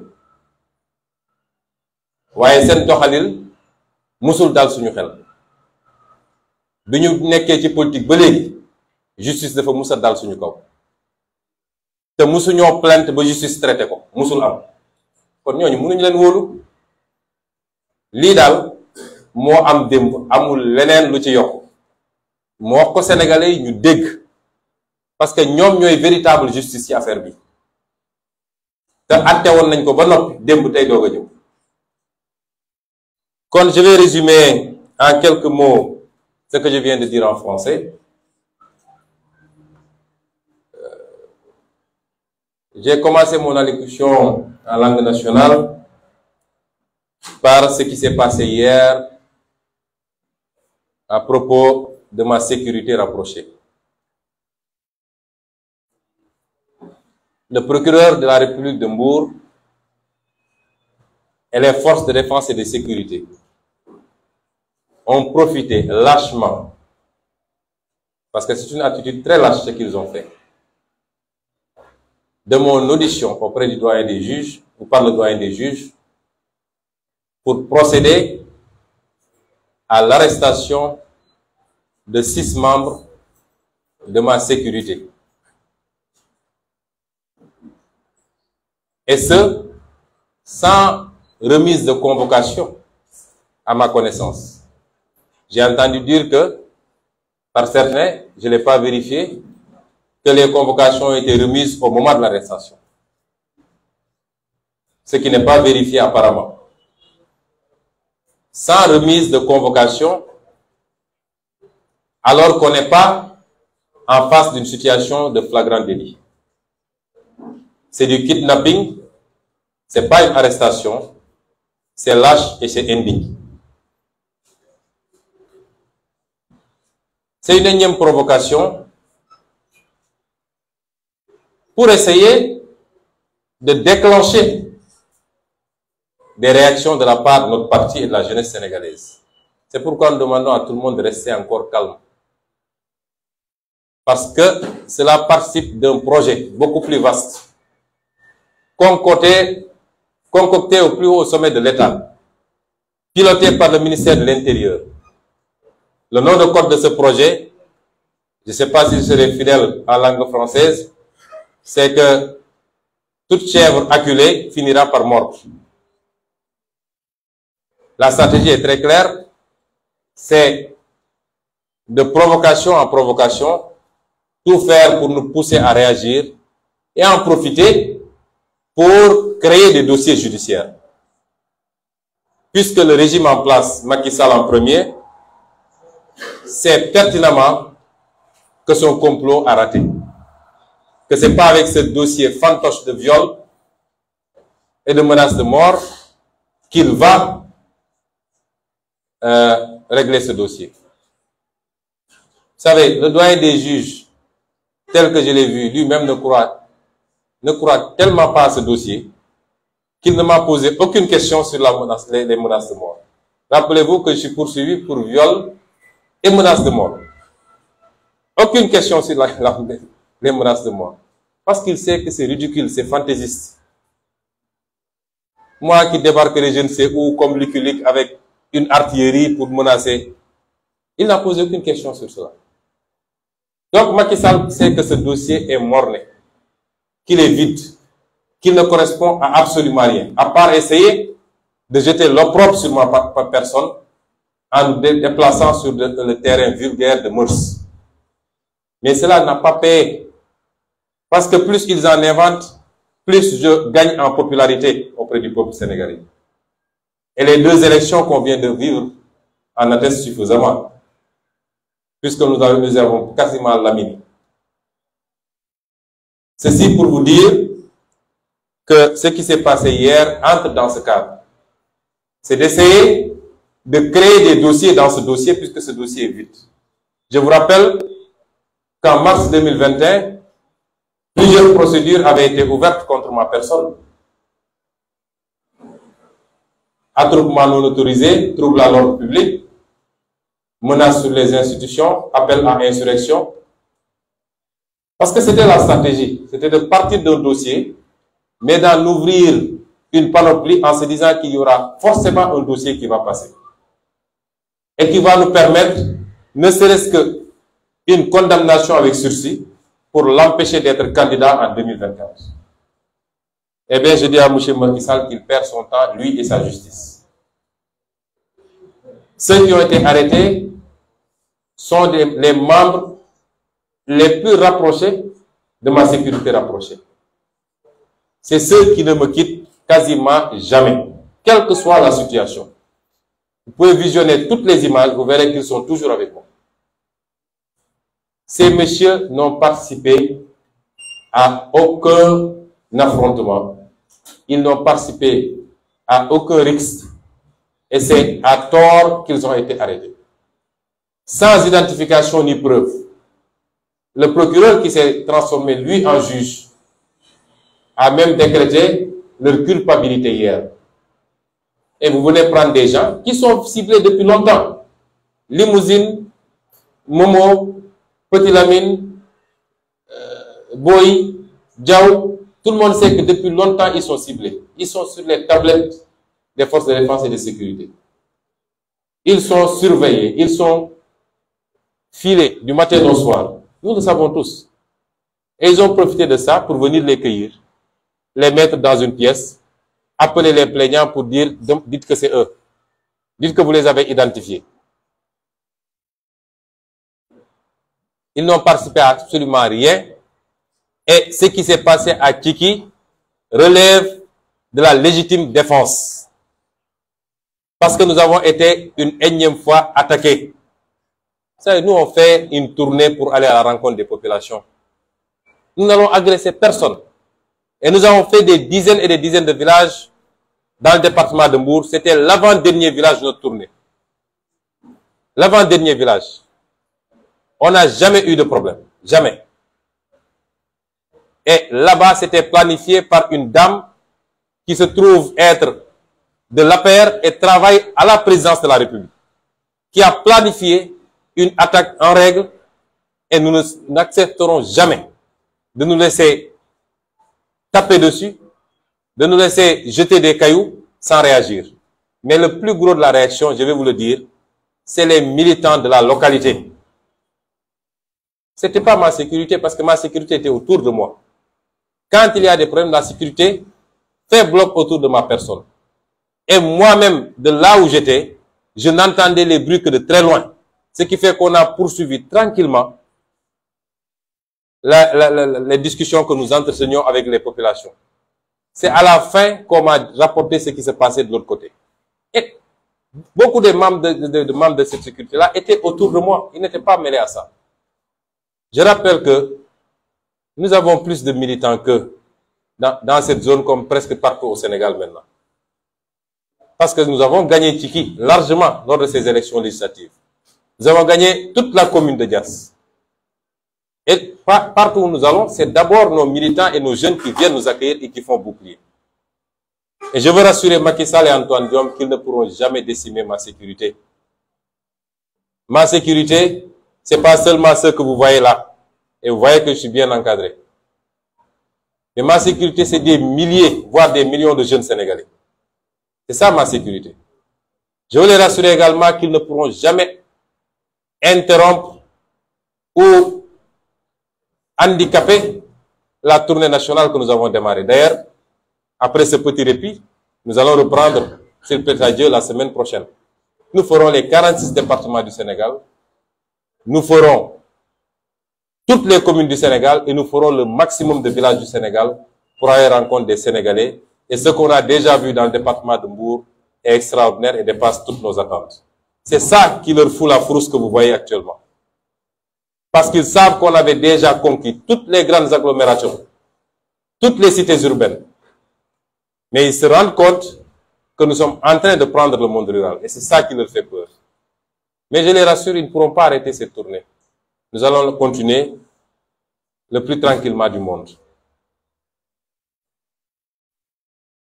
Ce que je voulais dire ensuite, c'est par rapport à l'audition qui s'est tenue hier au bureau du doyen des juges. Ce matin, hier soir déjà, mais ce matin également, beaucoup de choses ont été dites sur ce fameux face-à-face. Certaines sont vraies, beaucoup d'autres ne le sont pas. Je veux dire simplement que cette audition aurait pu tenir en 15 minutes. Ce qui dénote du manque de sérieux de ce dossier. Un dossier qui a tenu en haleine le Sénégal depuis 18 mois. Un dossier qui a provoqué le chaos dans ce pays comme il n'en a jamais connu. Un dossier qui a coûté énormément au Sénégal en pertes en vies humaines, en biens matériels, en intégrité physique.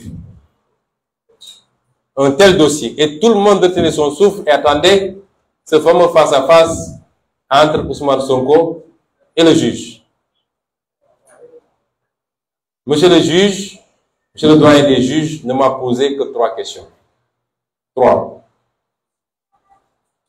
Pour vous dire vrai, en quittant ma maison, mon épouse m'avait demandé s'il fallait préparer le repas pour nous. Je lui ai dit non, je ne pense pas qu'on reviendra avant minuit.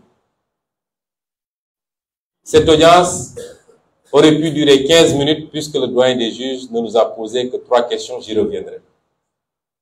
Elle a finalement duré beaucoup plus longtemps parce que j'ai pris le temps de développer mes arguments et de démontrer le complot dont je suis victime au doyen des juges.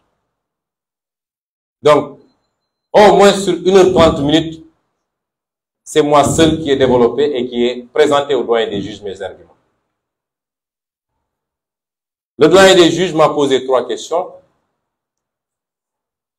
J'y reviendrai dans la deuxième partie. Mais j'ai démontré au doyen des juges en quoi ce dossier était un complot. Et je lui ai cité les acteurs du complot. La liste n'est pas limitative. Parce que si le doyen des juges daignait creuser encore un peu, ce dossier le mènerait tout droit vers Macky Sall. Tout droit vers Macky Sall. S'il a le courage d'aller aussi loin. Les acteurs du complot, c'est d'abord l'ancien procureur de la République, Serigne Bassirou Gueye. J'ai du mal même à mettre le mot procureur parce qu'un procureur, la dignité d'un procureur ne doit pas permettre certaines choses. C'est ensuite son bras exécutant, le commandant Abdou Mbeng, qui était le chef de la section de recherche en ce moment. C'est ensuite l'actuel commandant de la gendarmerie nationale et directeur de la justice militaire, M. Moussa Fall, le général Moussa Fall. C'est M. Mamadou Mamour Diallo, maître Gabi So. Voilà. Son nom me revient, maître Pape Samba So, dit Gabi. Maître Pape Samba So, dit Gabi, avocat.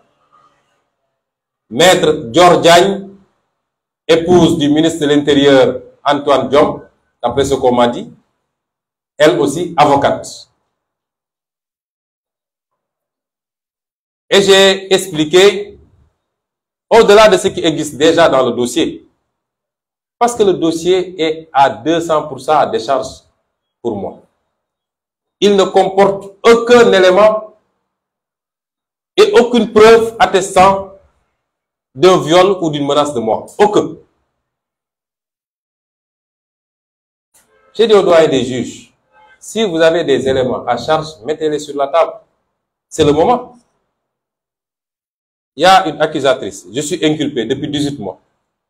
Vous n'avez pas osé me convoquer. Aujourd'hui, vous le faites. On a calmé le pays. Et je suis venu tranquillement vous voir. Ce à quoi je m'attends, c'est que vous me disiez, Monsieur Sonko,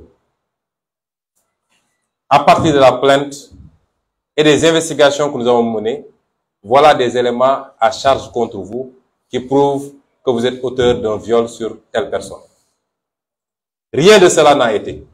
Le procureur, le doyen des juges ne m'a, en présence de mes avocats, n'a agité aucun élément de preuve. Aucun. Et donc, je lui ai dit, moi, lors de la première comparution, avec son prédécesseur, j'avais inscrit noir sur blanc deux choses. À la question « Est-ce que vous reconnaissez les faits ?» j'avais répondu « Absolument pas, je ne reconnais aucun de ces faits. Je n'en connais même pas. » Et deuxièmement, je suis victime d'un complot organisé, préparé, exécuté par telle et telle personne. C'est ça qui était inscrit sur le dossier. Je lui ai dit, le dossier a deux volets. Volet accusation, volet contre-accusation. Que chacun apporte ses preuves. Et puisque vous êtes incapable de me montrer ne serait-ce que le début d'une preuve, moi je vais vous donner mes preuves. Et je lui ai dit, concernant le procureur Serigne Bassirou Gueye, il a comploté contre ma personne sur ce dossier. Et par la grâce de Dieu, parce que depuis qu'on a commencé ce dossier, je ne peux que remercier le Seigneur. Parce qu'à chaque fois et à chaque étape, il a permis d'accéder à des données et des informations qui ont mis en évidence un certain nombre de choses. Depuis la publication par je ne sais qui du rapport d'enquête compromis par Serigne Bassirou Gueye, la publication du certificat médical établi par le gynécologue, jusqu'à maintenant, à chaque mois, à chaque fois, Dieu nous a permis d'accéder à des informations qui ont permis aux Sénégalais. Parce que ce dossier, c'est un dossier politique. Et ceux qui jugent un dossier politique, c'est les Sénégalais. Ce n'est pas les magistrats. Ils ont beau s'agiter, mais c'est les Sénégalais qui jugent. Et c'est pourquoi les Sénégalais, en juge, étaient sortis au mois de mars dernier pour dire ça ne se fera pas. Et par la grâce de Dieu, nous avons pu accéder à un document qui est essentiel. Essentiel dans ce dossier. De quel document s'agit-il? Il s'agit du procès verbal d'enquête interne de la gendarmerie nationale.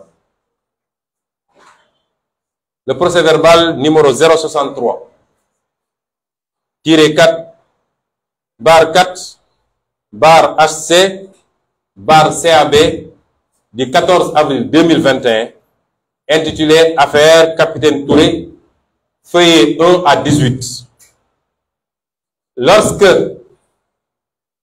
les choses se sont passées comme elles s'étaient déroulées l'année dernière, M. Jean-Baptiste, qui était en ce moment le haut commandant de la gendarmerie, un bon soldat digne et loyal,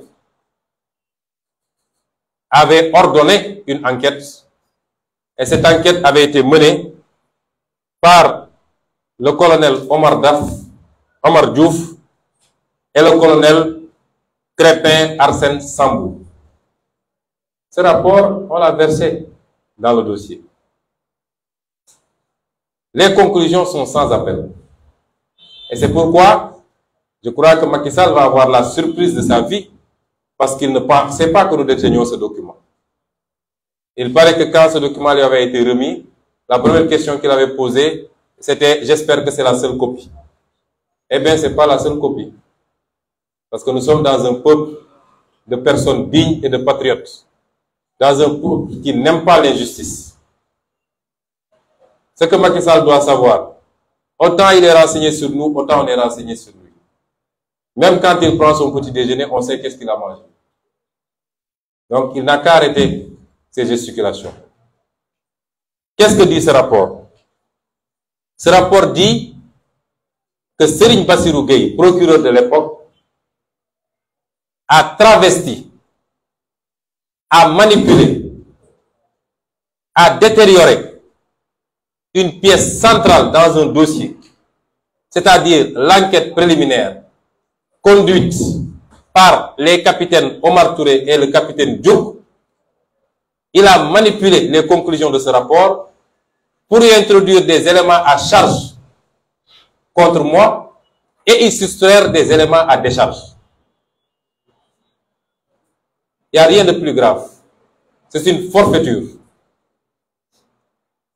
C'est pourquoi d'ailleurs, nous avons décidé, dès lundi, s'il plaît à Dieu, de déposer une plainte devant la chambre criminelle de la Cour suprême et devant l'IGAJ contre le sieur Serigne Bassirou Gueye, avec preuve à l'appui. Il a dénaturé ce rapport dans quel sens? Un certain nombre d'éléments à décharge relevant des conclusions des enquêteurs sur la partie intitulée « Réflexion sur les faits ». Un certain nombre de décharges dans lesquelles les enquêteurs exprimaient leurs doutes. Comment quelqu'un qui se dit victime de viol répétitif peut-il demander aux autres personnes qui étaient présentes dans la salle de quitter la salle pour la laisser seule avec son bourreau? Comment cela est-il possible? Comment est-ce que une personne qui doit avoir été victime de viols répétitifs avec menace de mort peut supprimer des messages qui, en soi, devaient être des pièces à conviction qui prouveraient ces accusations? À la question de savoir, vous dites que vous avez reçu des SMS de Sonko qui disaient ceci, où sont ces SMS? Elle dit, j'ai supprimé ces SMS. Et les enquêteurs avaient dit qu'il y avait comment elle a pu supprimer ces preuves matérielles qui auraient pu participer à la manifestation de la vérité. Ensuite, pour une victime de viol répété, son comportement reste assez curieux. Pourquoi n'a-t-elle rien dit à sa patronne, sachant que cette dernière interdit formellement d'entretenir des relations extra-professionnelles, ainsi de suite. Et ensuite, la partie où le dénommé Sidi Ahmad Mbaye reconnaissait avoir participé à la préparation en montant le guet devant l'Institut pendant longtemps, toutes ces parties-là ont été censurées, enlevées du rapport par Serigne Bassirou Gueye. Je rappelle qu'un procureur n'a pas le droit de modifier une virgule d'un rapport. Il est certes le maître des poursuites, mais l'enquête dépend exclusivement des enquêteurs. Il n'a pas le droit de le modifier, de le censurer. Mais le plus grave, après avoir enlevé des éléments à décharge, le procureur a introduit dans le rapport final des éléments, de faux éléments à charge. Il est allé chercher des images qui peuvent choquer les bonnes mœurs. Des images attentatoires à la pudeur. Et l'objectif, c'était d'atteindre la propriétaire de l'Institut, l'accuser de proxénétisme et pouvoir par ailleurs atteindre Sonko. Et c'est pourquoi il est allé sur Internet, où il est allé puiser énormément d'images obscènes que vous voyez là. Toutes ces images-là, c'est Serigne Bassirou Gueye qui les a introduites dans le dossier alors qu'elles n'ont absolument pas de rapport avec l'Institut. Et ça ressort du document. Mais mieux encore, mes avocats avaient déposé une requête auprès du doyen des juges en lui demandant de saisir la cybercriminalité pour vérifier le rapport de ces images avec l'Institut en tant que tel. Quand les résultats sont sortis, quand la cybercriminalité a fait ses investigations, il est apparu que ces images n'avaient aucun lien, ni de près ni de loin, avec l'Institut de Mme Ndeye Khady Ndiaye. Ça, c'est très grave ce que Bassirou Gueye a fait. Ce monsieur est un criminel. Et c'est pourquoi j'ai déposé une plainte. Parce que ses agissements, son complot, son acharnement à charger un homme politique ont coûté la vie à 14 jeunes Sénégalais. C'est très grave ce que Bassirou Gueye a fait. Le deuxième impliqué dans ce complot, c'est le commandant Abdou Mbeng. Parce que tout ce qui s'est fait, c'est à Abdou Mbeng que le procureur Bassirou Gueye donnait des instructions pour lui dire enlève ceci, mais cela en dehors de toute participation des enquêteurs eux-mêmes. C'est cela que le capitaine Touré a dénoncé. Cet homme est un homme digne. Je n'ai aucun lien, je le dis. Jusqu'au jour où le capitaine Touré est venu me remettre une convocation chez moi. Je n'avais jamais vu ni entendu le nom du capitaine Touré. Je n'avais jamais vu l'homme, je n'avais jamais entendu son nom. Et depuis ce jour, jusqu'au mois où je vous parle, je n'ai jamais vu cet homme. Il y a des Sénégalais extrêmement dignes et qui nous rendent fiers, qui doivent nous rendre fiers tous tant que nous sommes. Parce qu'il a vécu des pressions. Le rapport a conclu, le rapport interne de la gendarmerie a conclu effectivement qu'il y avait des menaces sur la vie du capitaine Touré et que sa hiérarchie n'a pas réagi. Cet homme n'aurait pas dû mériter d'être exclu de la gendarmerie. Il devait être décoré plutôt que d'être exclu de la gendarmerie. C'est ces injustices, ce complot, qui était insupportable pour lui. Bien qu'il ne me connaisse pas, bien qu'on ne se soit jamais vu, mais en tant que patriote et un homme digne, qui a prêté serment de servir le Sénégal et non pas des hommes, c'est ça qui l'a amené à dire non. Mais ce n'est pas des proximités ni rien d'autre. Et le troisième, c'est le général Moussa Fall. Il est établi dans ce rapport, le capitaine Touré l'a dit, le capitaine Diouk a confirmé en avoir entendu parler, que le général Moussa Fall, 15 jours avant les faits supposés ou les faits déclarés, parce que ça n'atteint même pas le niveau de supposition, eh bien, le général Moussa Fall avait instruit le commandant Abdou Mbengue de dépêcher un MDL-chef sur les lieux, en leur disant qu'il a appris que je fréquentais cet endroit et qu'il y aurait une jeune fille mineure séquestrée là-bas et qui serait victime de sévices de ma part. 15 jours avant les faits déclarés. Et cette information est bien confirmée. Parce que pendant les 6 jours de ma détention à la section de recherche, entre le 3 et le 8 mars, un MDL-chef est venu me voir dans la chambre qui me servait de lieu de détention et m'a confirmé. Il m'a dit c'est moi-même qui avait été envoyé là-bas. Et quand je suis allé, je me suis débrouillé même pour entrer. Et quand je suis sorti, j'ai appelé ma hiérarchie pour leur dire que ce que vous dites ne peut pas se faire là-bas. Parce que c'est une maison avec une famille qui y habite, des gens qui y travaillent. Je vois mal comment cela peut se faire là-bas.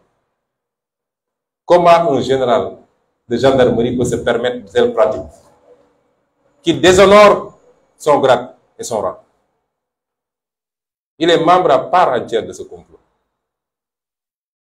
Monsieur Mamadou Mamour Diallo, lui, c'est l'évidence même, puisqu'il a appelé la propriétaire de l'Institut quand elle était soumise à l'enquête au niveau de la section de recherche pour lui proposer des sommes d'argent progressives jusqu'à atteindre 200 millions, je crois, en échange du changement de sa version. Qu'elle accepte de changer sa version pour me charger et pour me désigner. C'est que la bonne dame a refusé. Voilà une dame également extrêmement digne qui a subi beaucoup de choses. Elle a failli perdre son enfant. Serigne Bassirou Gueye, mais cet homme n'est pas humain, a envoyé des éléments de la gendarmerie pour leur dire de lui arracher son enfant qui était né prématuré. Et le médecin a dit, si vous lui enlevez son enfant, vous serez responsable de la mort de cet enfant. Comment un procureur, participant à un complot d'État, peut aller aussi loin? Mais, en plus de cela, tous les Sénégalais ont entendu un audio identifié par lequel ou dans lequel le sieur Mamadou Mamour Diallo entretenait une conversation avec la plaignante pour rappeler les engagements qu'il avait pris vis-à-vis d'elle, de lui donner des documents de voyage, passeport, visa, de l'argent, lorsque cette affaire serait terminée, c'est-à-dire lorsque le procès se tiendrait. Et hier, j'ai dit au doyen des juges, j'ai posé la question au doyen des juges, est-ce que c'est vous qui avez promis aux gens un procès? Parce que vous êtes le seul à pouvoir renvoyer un procès sur un dossier totalement vide. Et tous les gens de l'APR, de la présidence de la République aux plus petits militants, sont convaincus qu'il y aura procès. Nous savons les pressions qu'il subit, je vais y revenir. Maître Gabisso, qui est le beau-frère de Mamour Diallo. Je rappelle que Mamour Diallo, il y a quelque chose qui nous oppose et tout le monde le sait, c'est que j'avais fait une dénonciation sur une escroquerie dont il est l'auteur avec ses complices portant sur 94 milliards. Personne n'oublie ce dossier. Et il ne l'a jamais digéré. Aujourd'hui, un rapport de l'OFNAC est sorti, parce que j'avais saisi l'OFNAC. Et le rapport a dit que, m'a donné raison sur toute la ligne et a demandé à ce que le procureur ouvre une instruction judiciaire et poursuive Mamour Diallo et ses complices pour escroquerie sur des milliards de nos deniers publics. Cet homme m'en veut à mort. Et c'est cet homme que Macky Sall vient il y a une dizaine de jours à peu près de nommer à la tête d'une direction nationale. Et c'est avec lui qu'on l'a vu sourire benoîtement à Popenguine, comme des insuffisants mentaux, pensant pouvoir, je ne sais pas, nous atteindre ou je ne sais pas quoi. Vous savez, nous avons un président, je crois, qui est revenu à un niveau tellement puéril et enfantin. Ce que les Wolofs disent, fayanto. Il fait des choses en pensant que ça va déplaire à tel. Il ne les fait pas parce qu'il est président de la République. Et c'est puéril, c'est enfantin. Et ce maître Gabisso, le médecin gynécologue, dans sa déposition, a clairement dit que c'est maître Gabisso qui l'a appelé la veille des faits. C'est-à-dire, vous avez vu, nous sommes en face d'un crime prémédité. Pas par le criminel, mais par les victimes. C'est unique dans l'histoire criminelle du monde. Prémédité par les victimes. Maître So a appelé un gynécologue la veille pour lui dire, est-ce que vous serez demain à Dakar? Oui, je serai demain à Dakar. Restez à mon écoute. Le lendemain, à l'heure, oui, je veux que vous alliez à tel endroit, il y a une personne victime de viol, etc. Le médecin a dit, je ne peux pas. Non, elle est dans une situation critique entre la vie et la mort, etc. Le médecin a dit, pour qu'on ne me colle pas non-assistance à personne en danger, je m'y suis rendu. Et quand je suis arrivé, quand on m'a présenté la personne, j'ai dit, est-ce que c'est cette personne? Parce qu'elle était normale, souriante, etc. Aucun signe de quoi que ce soit. Donc, ce monsieur est également, et on le soupçonne même d'être le rédacteur de la plainte. Parce que la plaignante, qui n'a même pas le niveau de 3e secondaire, dit avoir rédigé une plainte que même un certain nombre d'avocats ne pourront pas rédiger avec des articles très précis du code pénal. C'est une révolution. Il y a Maître Georges Diagne, enfin, qui est l'épouse du ministre de l'Intérieur. Tout le monde connaît ce ministre de l'Intérieur, je n'ai pas besoin de vous le décrire. C'est le summum de la bassesse. C'est un homme qui tuerait père et mère pour la carrière. Je vous le dis parce que je le connais personnellement. Et son épouse est mêlée à ce complot. Rappelez-vous, dès les premiers jours de cette affaire, il y avait une information qui avait fuité et qui venait d'elle. Elle décrivait la procédure. Oui, ne le prenez pas, ne l'enfermez pas. Ça va brûler le pays. Il faut faire ceci. Il faut l'amener devant. Tout faire pour organiser un procès. Et puis, on va le confondre. Il va avouer la relation sexuelle. Sa réputation sera ternie et puis c'est fini. Et elle ne s'est pas limitée à ça. Parce que la dame de Khady Ndiaye a affirmé qu'elle l'avait trouvé à la section de recherche pour la menacer de changer sa version. Nous pouvons y ajouter Macky Sall lui-même.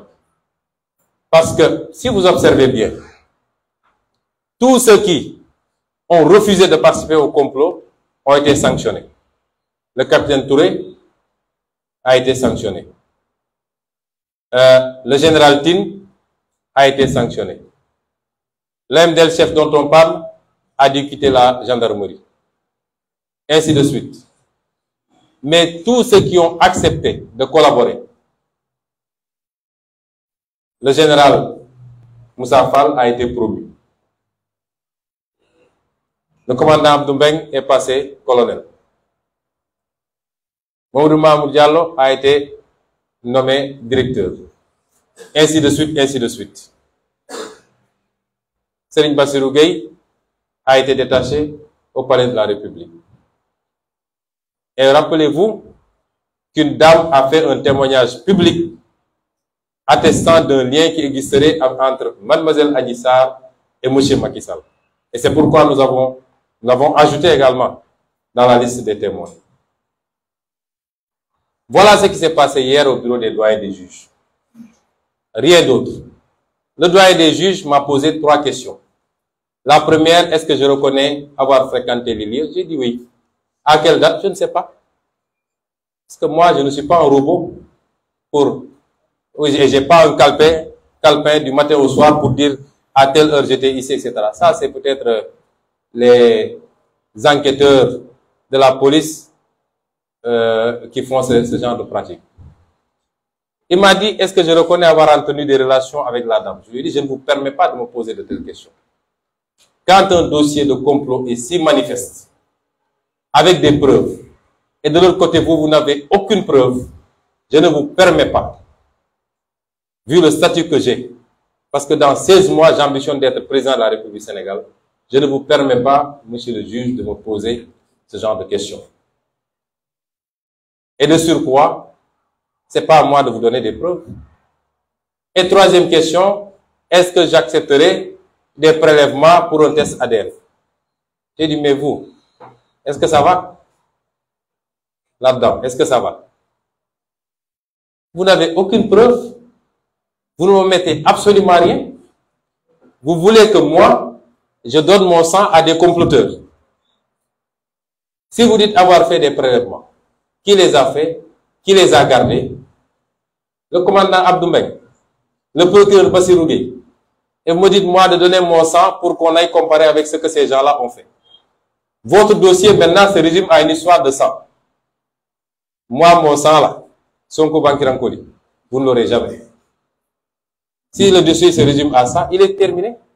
Que chacun va à ses occupations. Mais je l'ai dit, si vous êtes conséquent avec vous, vous devez poursuivre vos investigations sur la théorie du complot. C'est même plus une théorie, sur la réalité du complot. Et si vous êtes courageux, vous irez loin. Et je lui ai rappelé la jurisprudence du Watergate aux États-Unis, qui a coûté au président Nixon son 2e mandat.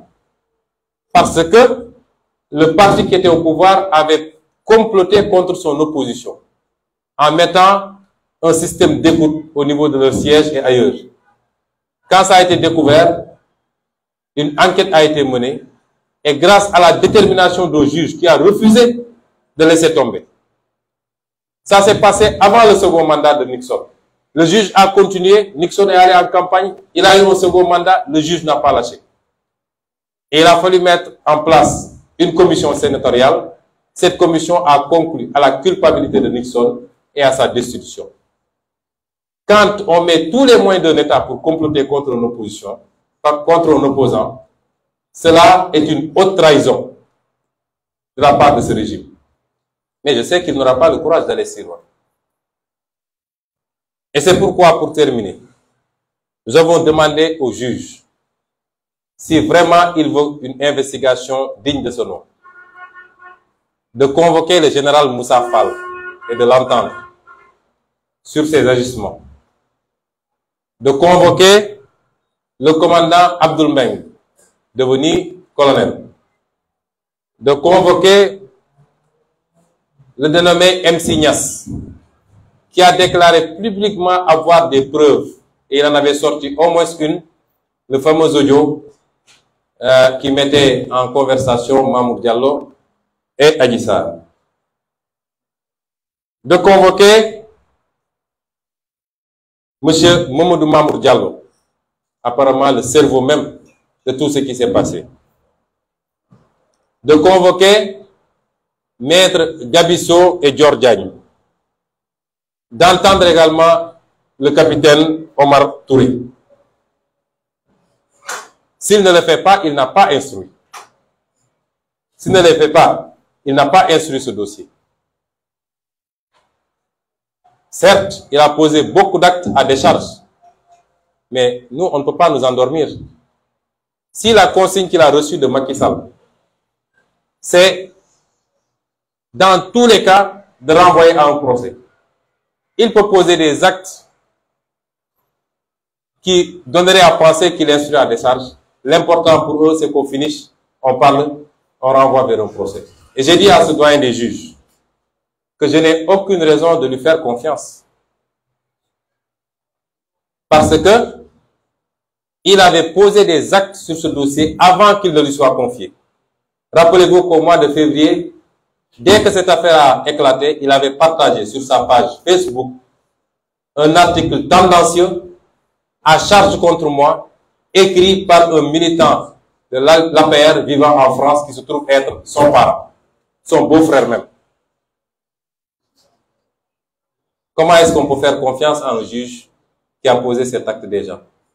Je lui ai dit, monsieur le juge, nous n'ignorons pas vos liens avec beaucoup de pontes de la République. Nous savons qu'il est très proche d'Aïssata Tall Sall, qui nous avait accusés de tous les noms, qui avait fait des courriers à toutes nos ambassades à l'étranger pour leur demander de me dépeindre en diable. Et c'est elle qui avait sorti le terme de force occulte, dont elle est seule à connaître. Ils sont très proches et le juge Maham Diallo lui a même donné le nom d'une de ses filles. Nous connaissons ses relations avec les Abdoulaye Daouda Diallo, les Farba Ngom. Je ne veux pas parler d'ethnie, ni de Neto Bandung, mais nous connaissons tout. Mais nous savons surtout les pressions qu'il subit, et quelquefois même les menaces. Je lui ai rappelé que son prédécesseur, M. Samba Sall, au dernier jour de gestion de ce dossier au mois de mars, avait confié qu'il avait peur pour sa vie. Mais il avait dit qu'il avait plus peur de l'État que des manifestants. C'est assez significatif. Et il a préféré quitter chez lui pour aller loger chez un avocat en ville. Nous savons que lui-même subit les mêmes pressions. Et qu'il a peur. Il aurait avoué à demi-mot.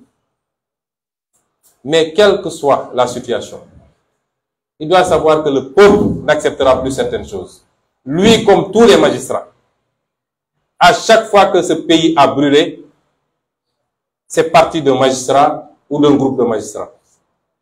À chaque fois. N'eût été ça, nous sommes le pays le plus paisible. Que les magistrats disent le droit, rien que le droit. Mais des magistrats qui s'aplatissent devant l'exécutif. Des magistrats qui, même face à l'évidence, suivent au doigt et l'œil ce que l'exécutif leur demande. Et ces magistrats-là qui posent les problèmes. C'est les manipulations de Serigne Bassirou Gueye et autres qui ont coûté 14 morts au Sénégal en 2021. Et cela ne doit plus se reproduire. Et c'est pourquoi nous n'accepterons plus cela. Et cela, je l'ai dit également aux juges, ce ne sont pas des menaces.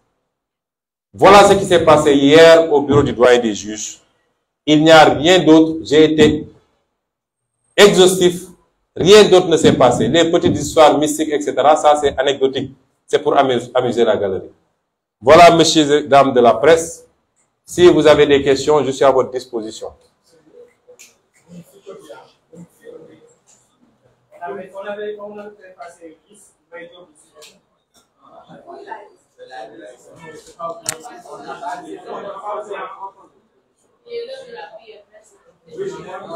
Allez-y rapidement. Qui a...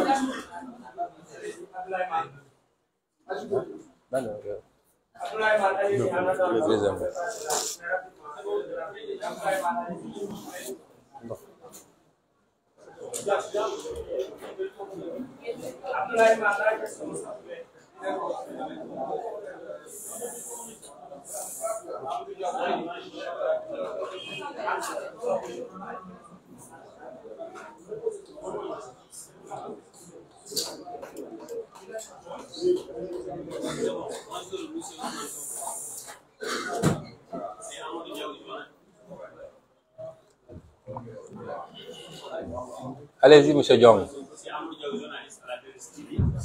Ma question est la suivante. Vous avez toujours après avoir eu un face-à-face avec le juge, une confrontation avec Adji Sarr n'est pas exclue. Êtes-vous prêt pour une confrontation avec Adji Sarr si le magistrat ainsi que le gouvernement? Vous pouvez répondre en wolof. Monsieur, vous posez une question évidente. Vous avez même la réponse vous-même. Je crois qu'il faut bien poser les questions. La procédure relève du juge et pas de moi. C'est le juge qui va décider des actes qu'il pose. Nous, on est à la disposition de la justice. Donc, c'est des questions qui se répondent d'elles-mêmes. La deuxième chose, je n'ai jamais demandé un procès. Soit vous connaissez la procédure, vous ne la connaissez pas. On est à la phase instruction. Si le juge instructeur décide qu'il y a non-lieu, on ne va pas en procès. S'il décide qu'on va en procès, on va en procès. Donc, ne me dites pas que vous avez toujours demandé un procès. Merci.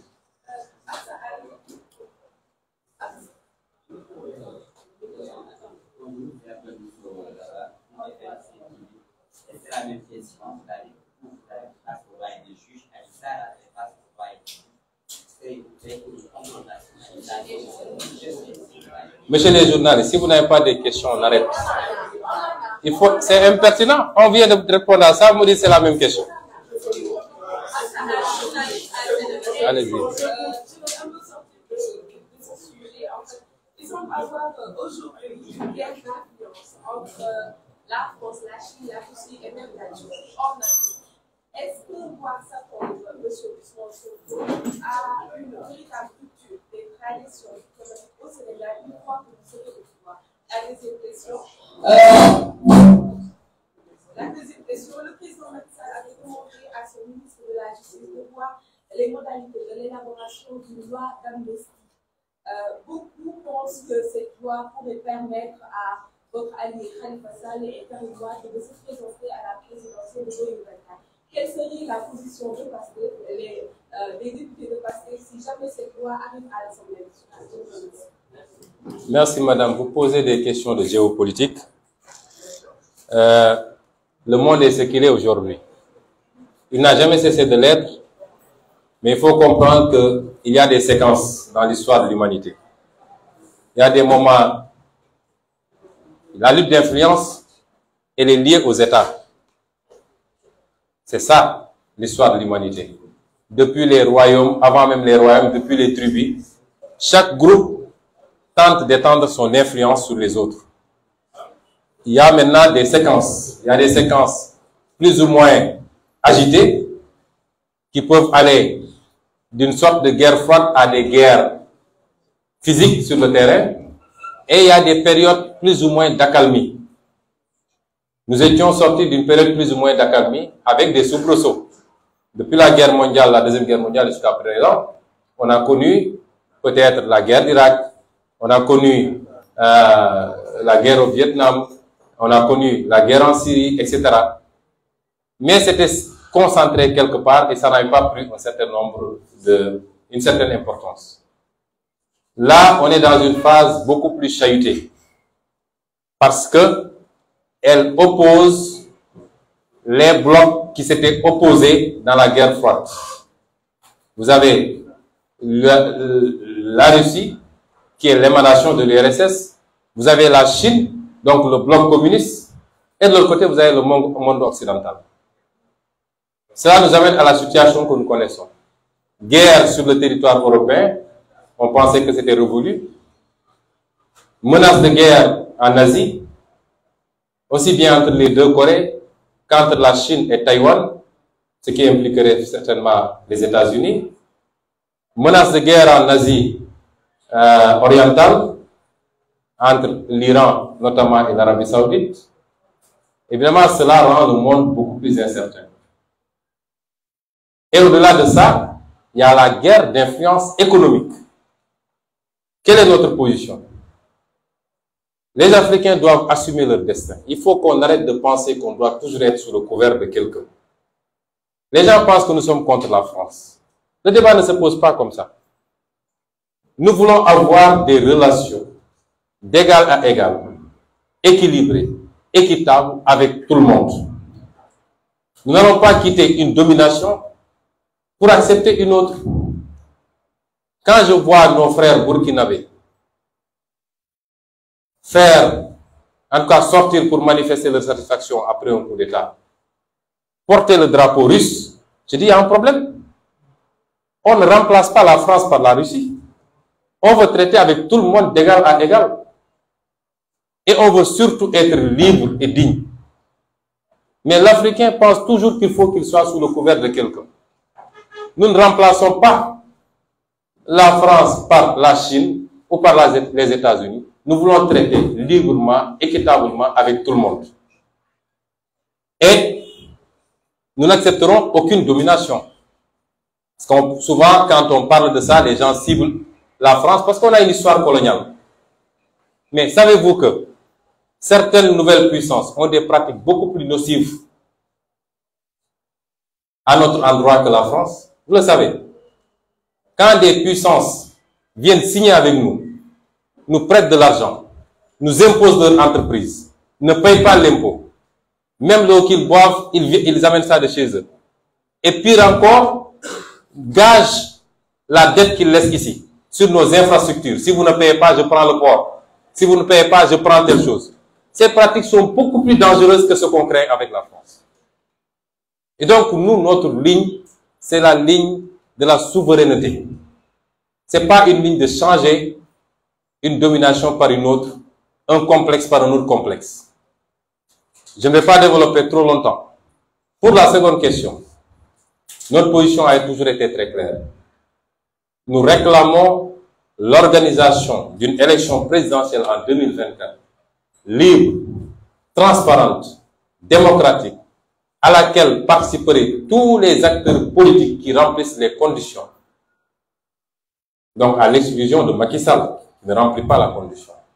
Et dont certains ont été empêchés par des manipulations judiciaires pour les écarter de la course. Et c'est pourquoi nous n'avons même pas attendu ça. Nous avons instruit nos députés de préparer un projet de loi pour la modification des articles L29, je crois, et L30, pour régler la question de l'éligibilité. Et des juristes sont en train de travailler dans ça. Lorsque nous travaillions pour mettre en place notre coalition, c'est moi-même qui me suis levé pour dire qu'il faut qu'on inscrive dans la charte l'amnistie obligatoire pour Khalifa Sall et Karim Wade. Nos amis du PDS ont dit non, nous on n'est pas intéressés par une amnistie. Tout ce qu'on veut, c'est la révision du procès et la modification des dispositions du code électoral, et cela suffira. Mais nous, dans notre charte à Yewwi Askan Wi, on a inscrit l'amnistie. Vous savez, moi, je ne triche pas en politique. Et je n'ai pas peur d'adversaires politiques. Je fais mon travail sur le terrain et je laisse le reste au Seigneur qui fait passer son choix par le peuple sénégalais. Nous sommes arrivés là où nous sommes. Nous ne devons quasiment rien à personne. Donc, je n'ai pas peur d'adversaires politiques. A fortiori, quand c'est des partenaires politiques. Le président Khalifa Sall, tout le monde connaît nos relations. Donc, les gens qui essaient de faire la confusion, si ces gens-là reviennent, ça ne fait pas l'affaire de Sonko. Absolument pas. Moi, je fais mon travail. Nous savons d'où nous sommes venus. Nous savons le chemin que nous avons parcouru. Nous savons où nous en sommes aujourd'hui. Et nous sommes convaincus d'avoir tous les atouts pour gagner la prochaine élection présidentielle. Donc, je ne me focalise pas sur tel ou tel adversaire. Voilà, je vous remercie. Prochaine question.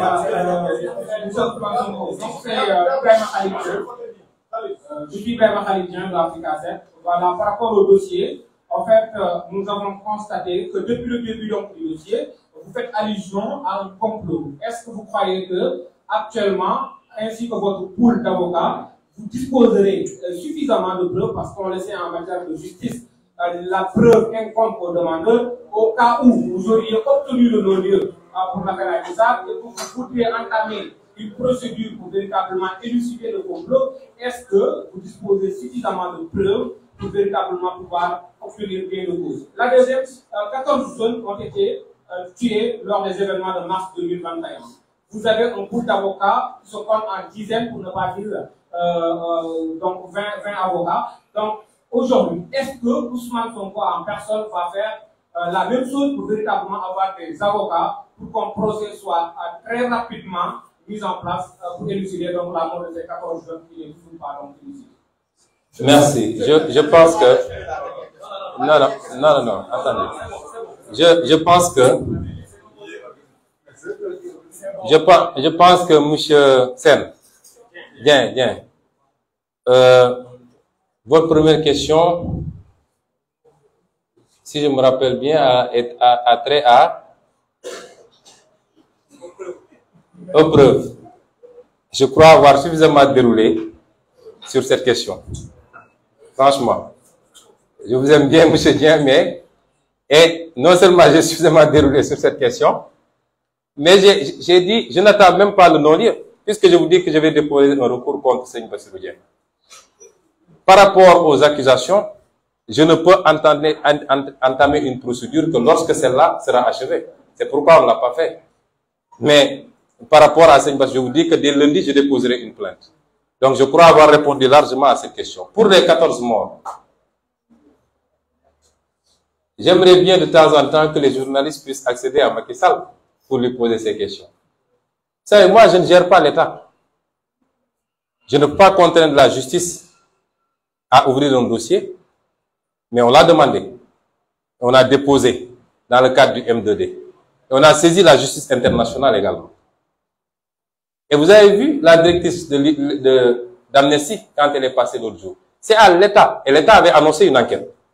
Mais demandez à l'État où se trouve l'enquête. Moi, je ne peux pas faire l'enquête. Les questions, il faut les poser aux vrais acteurs. C'est la justice qui doit traiter le dossier. C'est l'État qui doit ouvrir une enquête. L'État ne fait pas, la justice ne fait pas. Que voudriez-vous que moi je puisse faire? Mais absolument rien. Alors, pour le reste, c'est les deux questions que vous avez posées. Voilà. Je prends une dernière question parce qu'il est l'heure de la prière. Et il faut changer. Il faut changer.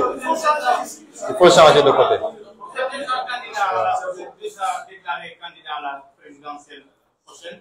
Est-ce que vous ne pensez pas que le dossier Aïssa, il faut qu'il soit vidé avant cette échéance? Ou s'il n'est pas vidé, est-ce qu'il ne constitue pas quand même un talon d'Achille ou bien une chape de plomb qui vous empêcherait d'être président de la... Mais comment ça? Comment ça? mais monsieur, c'est monsieur? Monsieur Barry. Ce dossier était là quand j'allais aux élections législatives. Il était là quand j'allais aux élections locales.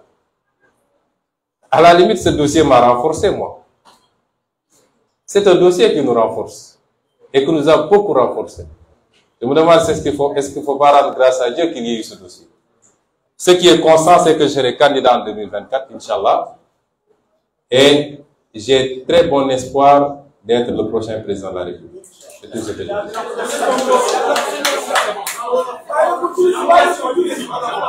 Vous posez en français, je réponds en français.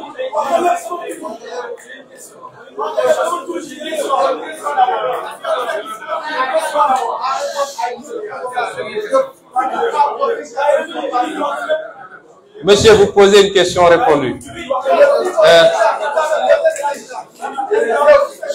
Vous avez répondu à ça, monsieur. Soit vous n'écoutez pas, soit vous... Voilà. On a répondu à tout. Il est l'heure de la prière. Merci beaucoup.